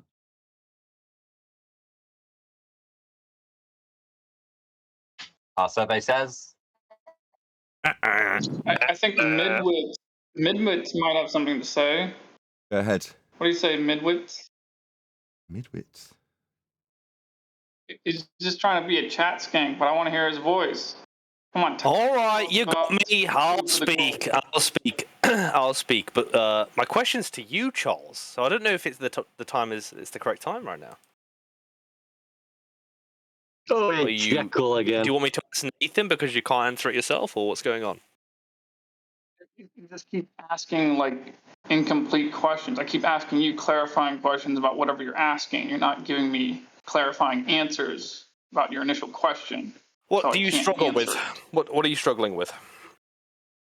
Well, are you asking me for a scientific hypothesis about some random subject? Because that's what it sounds like you're asking me for, which is could be any weird proposition you want of a scientific nature that includes hypotheses statements. Any one you want. Yeah, okay, I got none. I'm not a scientist. I got none. And Okay. What's next? I've got none. I'm not a scientist. What's next? That's not what I asked you. I didn't ask you for one. I'm asking you, are there such a thing as proven scientific hypotheses or propositions? Propositions are more general, so I'm going to go with propositions. Who cares, really? I think there is, yeah. There is? Okay. And do all scientific propositions have to be falsifiable? To the best of my knowledge, yes. So can you elucidate for me how you have a proven falsifiable proposition? Wait, that sounds like a contradiction. Wow! Thank God! Okay. So which one are you going to drop? The falsifiable bit or the proven bit? I'm confused on what you're saying and what you're asking me. It sounds like you got it and then you lost it. Well, can I clarify? Listen. Can I clarify for you? What? He's asked Charles. Yeah. He's asking you. Who cares? Hold on. Well, no, it's relevant. So Charles is being asked if a supposition yet to be validated can exist in contradiction. No, it can't. It would violate the law of non-contradiction if you take a hypothesis yet to be validated as an explanation, because it has two outcomes, the null and the alternative. You can't have both until you validate it with an experiment. If you use a hypothesis as an explanation, it has a contradiction within. He's correct.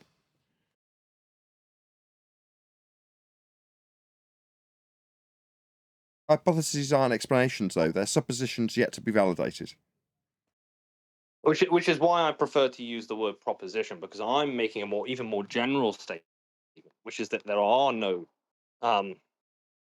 If you want to say all scientific propositions must be falsifiable, then you cannot say that there is such a thing as a proven falsifiable scientific proposition. You'll have to drop one or the other. You have to pick. No. Okay, maybe there can be unfalsifiable scientific propositions, or you pick there are no proven scientific propositions. No. You're taking. Stop a second. Stop. The hypothesis isn't the explanation. It's yet to be validated. So what you're saying is you can't use the hypothesis as an explanation. That's correct. But once you've varied the presumed cause of the effect, that's an experiment, you see which of the two suppositions is proven true. A causes B, or A doesn't cause B. Now, simultaneously, they can't exist together. It violates the law of non-contradiction. You're correct. But that's because it's not yet been validated. You haven't done the experiment yet if you're just talking about the hypothesis in isolation. You need to validate it with an experiment. You'd agree, Nathan, then, with the sentiment that there are proven scientific propositions, not hypothetical. Hypotheticals are a kind of proposition, but I'm speaking more broadly. So you think there are proven scientific propositions that exist? Those right? are called experiments. Okay. Would Charles agree with that, or would you disagree with that, Charles? I don't care. It's called an experiment if you're validating the supposition. Proposition, you can call it that if you like. You've got a proposition, a supposition yet to be validated. It has two possible outcomes. It either causes it or it doesn't. When you vary your presumed cause, it either causes it or it doesn't, but you'll know which of the two is validated when you do the experiment. Before the experiment, the hypothesis does not stand as an explanation because, as you correctly identify, it contains a contradiction. A can't cause B and not cause B at the same time. You just want to know which. You find out by doing an experiment. That's it. Doesn't matter if he agrees. That's as it is. Yes. Well, I think we're talking past each other because we half agree, right, that hypotheses aren't going to produce a proven proposition. But I'm not just talking about pre-experimental propositions. Talking about also the conclusion. Any scientific proposition, right? So post-experimental propositions as well. No, if you think there's no proposition. No. After the supposition of cause has been validated or falsified, you've got your result. There's no proposition or supposition. You know, then you've done an experiment. You've seen which of the two outcomes is. I'm still talking. You've seen which of the two outcomes is the outcome. That is the outcome. There's no guessing about it. You know. There's no supposition from there forward. Yes, but you're expressing that as a proposition. So the no, I'm not. Post outcome would I'm not. Wait a hand wave. No, okay, I'm not. No. Stop. No. If A causes B, that's not a suppositional statement. That's a statement of fact. Validated by experiment. I'm not supposing jack. Don't hand wave it a third time. You're using suppositional. I'm saying a proposition. So any expression of a true or false statement. Any. Could be any one you could think of. Even post-experimental. It's got nothing to do with the experiment if it's suppositional, because that isn't the outcome of the experiment. So you're saying after the experiment you can do other stuff? Yeah, that's non sequitur. Who cares? Yes, after the experiment you can eat tea. That's lovely. Yeah, still have proof. An issue here, Nathan. Kiwi, do you agree? Where the term falsifiable is applicable within the scientific method, it seems to be bouncing around beginning, middle, and post conclusion. And I'm talking to the dude in Discord. Where does the term falsified apply to in your head when you're saying part of the method requires falsified? Yeah, according to Karl Popper, the person who popularized it, all scientific statements, all propositions, right, must be falsifiable. All of them. It's not responsive. Perfect. Where? No, where in the that's method fine. is it? Adam's question was, where in the method is it applicable? It would be in your hypothetical. That's a proposition. Your hypothesis, your experiment, or a series of propositions, and your conclusion is a proposition.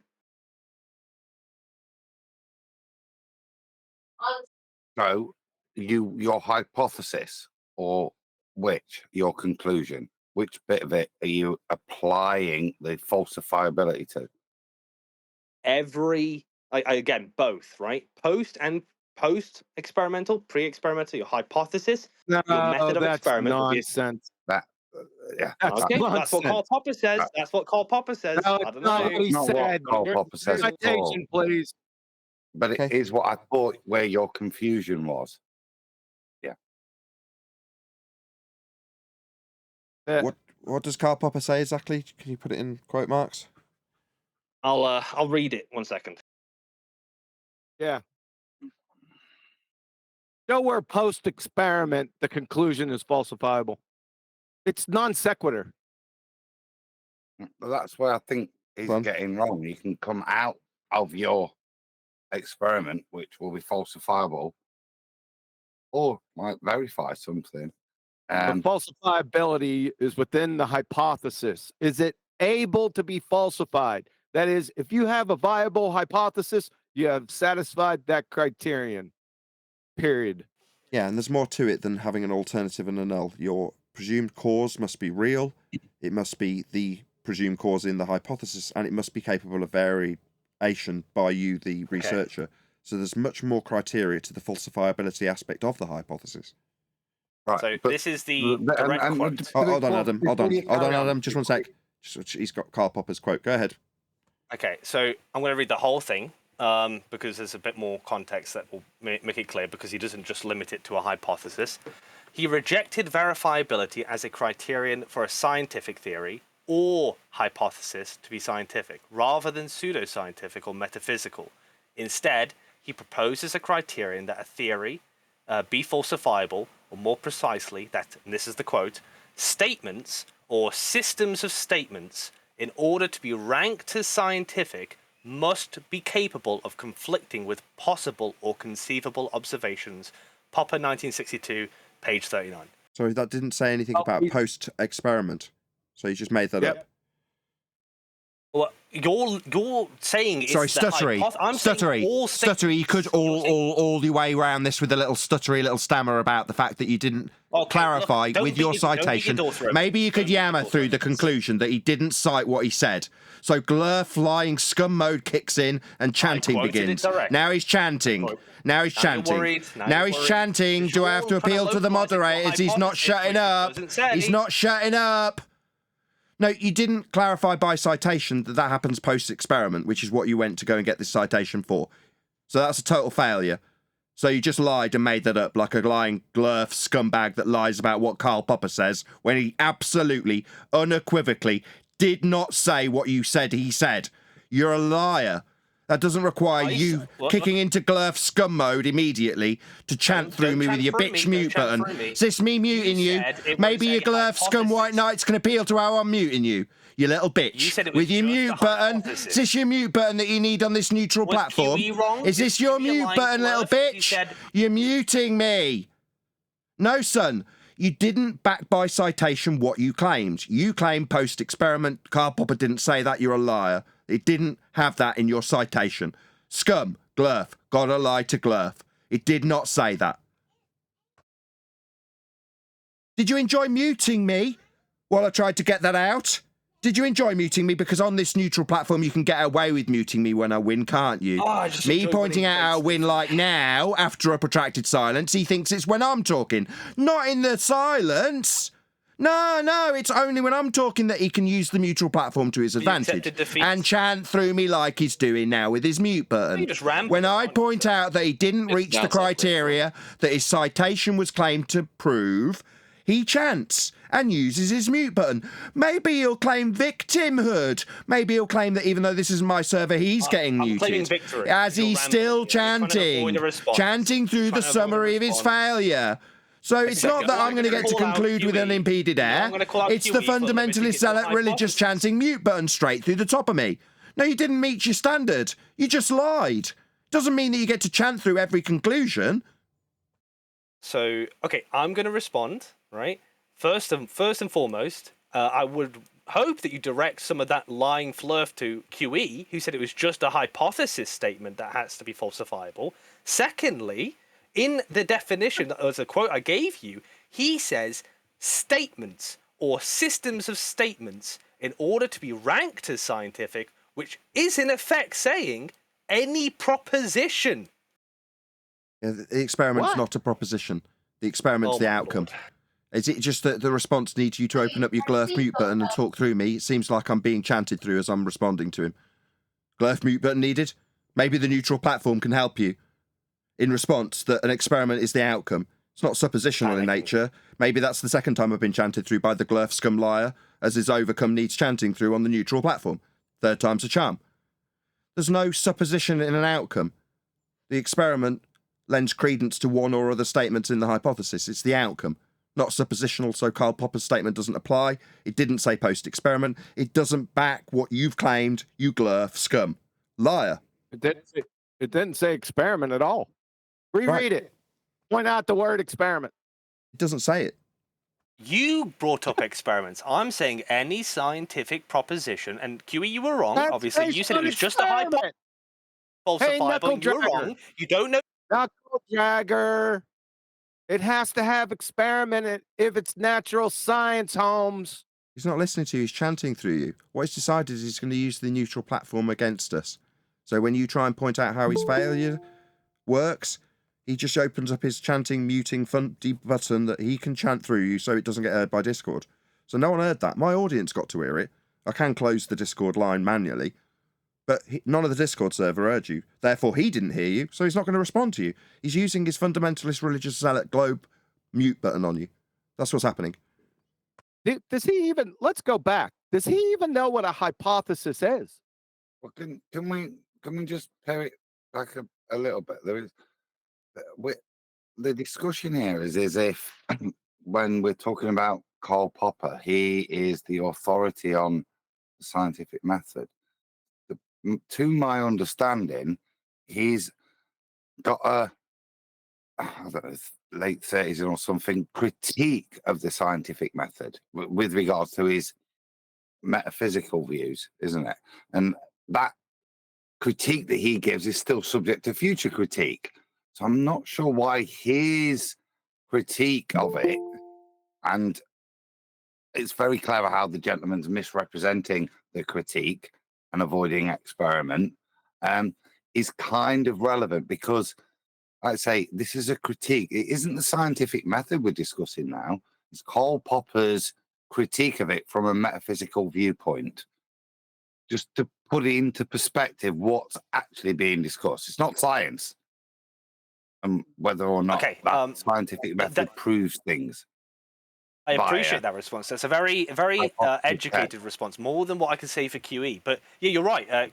Popper does have some gripe with the former sort of operation of science, which was the inductive method. And to resolve that, he came up with falsification as the main distinguishing factor that separates pseudoscience from science. So I wasn't even trying to focus on scientific method. That was asked to me by, I don't know if it was QE or Nathan. I just wanted to know if you guys believed there are such a thing as proven scientific propositions. Any statement, any scientific statement, any statement with in a scientific nature. Your use of proposition is nonsense. Oh, okay, QE. Let's start off from the beginning. What is a scientific hypothesis? No, you already lost, QE, when you said that the falsification only applies to Stop it. It's non-responsive ad hominem attacker can do without. Yeah. Everyone knows what an if Let's just shut him up because he's just going to keep ad homming us. No, the question on the table is, what is a scientific hypothesis? That's the question on the table.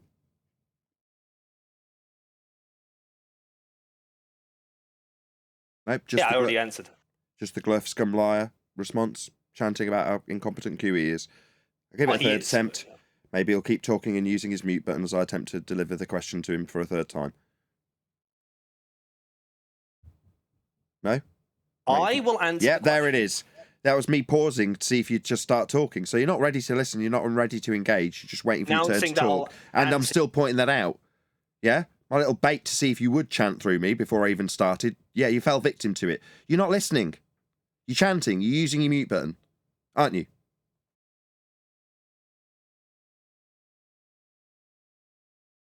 Define hypothesis. Hypothesis is a hypothetical if-then statement. A scientific one will be to do with the natural world, right? Specifically. Now, Incorrect. That is the last time I'll do a QE test. We heard stop. So, Glurf Scum, do you need to keep chanting after we've got the answer and you've been told it's wrong? Maybe if you just keep chanting, you won't get the correction, right? Put a bit some distance between your wrong answer and us saying it's wrong. Just stop talking. Wrong. Go ahead, Kiwi. That's not what a scientific hypothesis is. I'm waiting for the correct definition. He didn't provide it. No, I gave a satisfactory answer. You obviously don't know what a hypothesis is. No, You think... not satisfactory answer to glue sniffers. What is a scientific hypothesis? Can you stop chimping Well, out? look, you already lost the debate, QE. It's fine. It's fine. Yeah, right. Was that, okay. Was that sorry, non sequitur ad hominem fallacy? Sorry, was the non sequitur ad hominem fallacy in lieu of an actual response to the question of what a scientific hypothesis would be? Telling him he's lost the debate is non-responsive. It's also an ad hominem fallacy. You don't know what's a non sequitur. But did you want to mutter something under your breath about something else that isn't a response to the question on the table about what a scientific hypothesis would be? Only if you stop chimping out. Sorry, is that another ad hominem fallacy? Asking you to stop chimping out. Yeah. Sorry, someone's muttering at me ad hominems under their breath. Can you stop whoever that is? Can you stop chimping out? Who's doing that? Vanek, your microphone is horrible. We cannot hear you, so it's useless.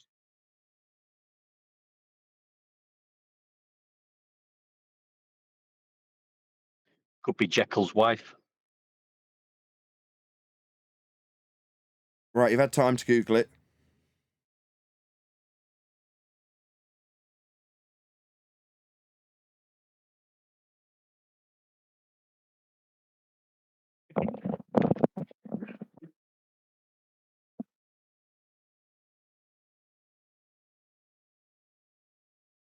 What's going on? I've won. Thank you very much. I'll be here all week. Right, taking victory, you've been asked to define something and you haven't done it. The protracted silence, perhaps now I'm talking, he should be talking after a long protracted silence and then declaring victory. No, the long protracted silence was us waiting for you to define that which you've been asked for 4 times and have failed to define. Saying, well, I did, it was satisfactory. No. I'll try again? Google it? Or do you just want to say you've won? Okay, you won. Go away. Thank you. And then I'll summarise in your absence. Now you've won and walked away. Can we clip you him saying absolutely? I won, Oh no, it's just the chanting Fundy Zealot mute button. No, you didn't win. But maybe if you keep talking while I'm talking and not talking in the protracted silences before you declare victory after failing to define something, maybe it'd be better if you chant through this summary of how you lost. Because you just declared victory, so how dare I summarise your failure after you declared victory after a protracted silence, failing to define a scientific hypothesis.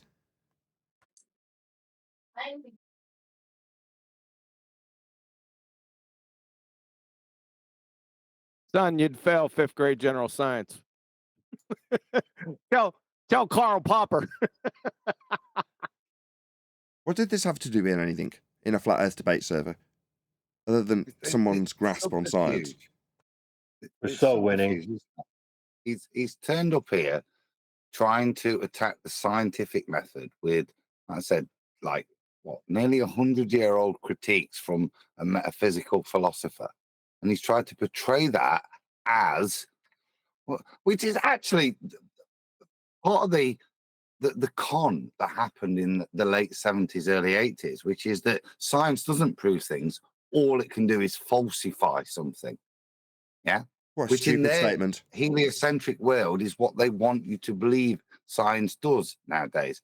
Only proves things aren't true. Yeah. That's the limitation, the mismatch. Yeah. From, like, say, your commie philosopher from the 30s. But that's what he's done. We've pointed that out, and he recognised that point. To his credit, he did say, and that's when he kind of shut down because he realised his ruse had been exposed. And then QE put the question back to him, which is a separate question with regards to the scientific method.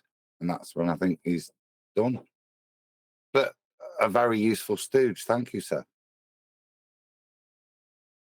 If you falsify something, you ipso facto prove the converse true. There's a second half of that coin.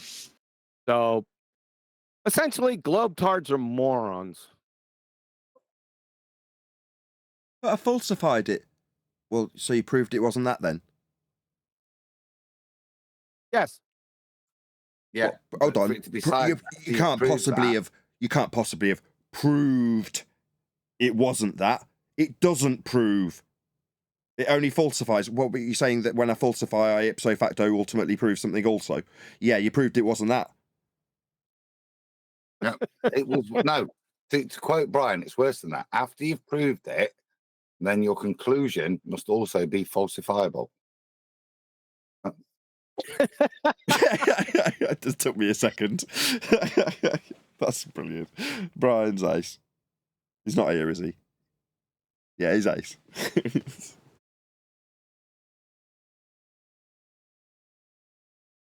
That wasn't. I was quoting Brian in terms of it's worse than that, but that's what the gentleman was actually saying. This is why when I interjected, where are you applying the word falsifiable? And he did say it's still applicable to the conclusion. As laughable as that is. Well, the premise itself must be falsifiable in its nature. When you formulate a hypothesis, you've got an alternative that suggests that what you suppose causes the effect will cause the effect, and a null. That's you vary your presumed cause, and it doesn't cause the effect. Now, obviously, at that stage, before you do anything, both can't be true. You can't prove that A will cause and will not cause B at the same time. It can't happen. So what do? Well, you go forth and you vary it and you see the outcome. At that point, it's not a supposition anymore. You're supposing that it'll cause it. Well, let's see if it does or does not. If it does not, you've proved it does not cause it. Yeah, like adding soil to water to make it boil. I suppose A, soil content, causes B, boiling water. Alternative, hypothesis. And then the contrapositive, null. I suppose that if I add soil, water won't boil. Well, at that point, you've got soil both causing and not causing water to boil. So what do? Well, you validate it. That's what an experiment is. It's the actualization of your suppositional statements to see which one's true. Therefore, when you vary how much soil there is in water, in this case, that's the experiment, when it does not boil, it won't matter if you add 50 million tons of water to the biggest reservoir there is, it'll never cause it to boil, ever. You can vary it and manipulate it all day long in whatever quantities you like, in as many experiments as you like. The null will always be proven. Water doesn't boil as a result of the soil content. So you've proven your null. Now, you're not trying to prove your null. You're trying to prove what causes the effect you're studying. That's the whole point. You want to vary something and have the effect happen so that you can say, I now know what causes it. Now, in that process, there's a good chance that you'll vary something with the hope that it'll make the phenomena occur, and it doesn't. But you're still proving something. You're proving it wasn't that. But like you say, the 70s idea that Jaren seems to like to get behind, it only disproves things. My God, are you stupid? So you're proving it wasn't that then? That's the Karl Popper thing. All you can do is try adding more water. Does that make it boil? No. Yeah. What you can't do is add heat and then this thing boil, because that'd prove it. But in his philosophy, you see, that's not an outcome. Yeah, by his own statement, you can only disprove things. So you could never prove how you can make water boil. Yeah, it's not part of his metaphysical worldview, because the true understanding of why water boil isn't just adding heat, man. It's a deeper metaphysical reason, and that's the only thing that can ever be proven. That's the see, it's a little bit Ethereum, isn't it? All of this nonsense. Yeah. The true cause is the hidden cause that you cannot experience Bunch of clowns, bro. and test via scientific method. Bullshit. Adam, it's one day. I always get confused because I was sort of under the impression that, you know, the scientific method, first of all, requires an observation of a natural phenomena in nature. And then when I talk about this to the Globers about, say, gravity, which they claim is a, you know, space-time bending in a fourth dimension, they can never tell me where they've observed this in the first instance to then carry out the scientific method. That's where I get a little bit stuck. Metaphysics, pseudo-Riemannian force space, it's all nonsense, isn't it? It's maths. And as soon as you step there, you're no longer in the purview of science, which is the natural world. Empiricism, what we can experience, measure, view, not things that are hidden from view in the metaphysical or some mathematical construct. Exactly. It's QE saying it's not a phenomena till it's an observed phenomena. So if you're going to pretend that there's a phenomena of bent pseudo-Riemannian space-time because Einstein's geometry is somehow real, okay, well, if you're claiming that bent space-time's a phenomena, show it me. It's got to be an observed phenomena for me to vary and manipulate something to induce it. I've got to see it happening to know what I'm trying to induce. And if you can't show it me, then it isn't a phenomena. It is that simple. It only exists in the pseudo-Riemannian geometry. There is no fourth dimension bending. It's complete horse crap.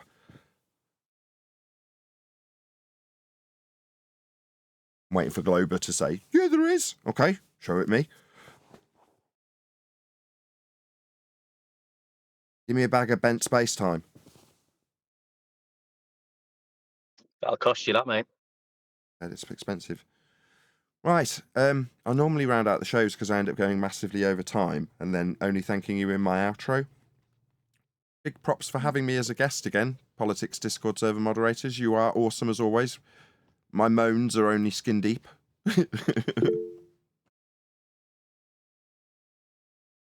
Always a pleasure. Yeah, thank you for having us. W. Nathan Oakley in the See chat. you later, Politics. It's been a pleasure. We are guests here, and I'm very grateful for the moderation team doing their thing. And, you know, it's nice to be able to say, look, this guy's chanting through me. I'm on a neutral platform for all you want to moan about my mute burn. No. Once a week, admittedly, I do want to retain control of my own show. But I'm more than willing to say, oh, right, is that your issue? No neutral platform? Well, I'll go in politics then. So you can moan about other servers, mute you when you're leaving stony silences, and just lie about the moderator's ear. So if you're not lying about me muting you, you'll lie about this moderation team. Oh, well, I'm sure they love you for that. Yeah, but thank you for having us.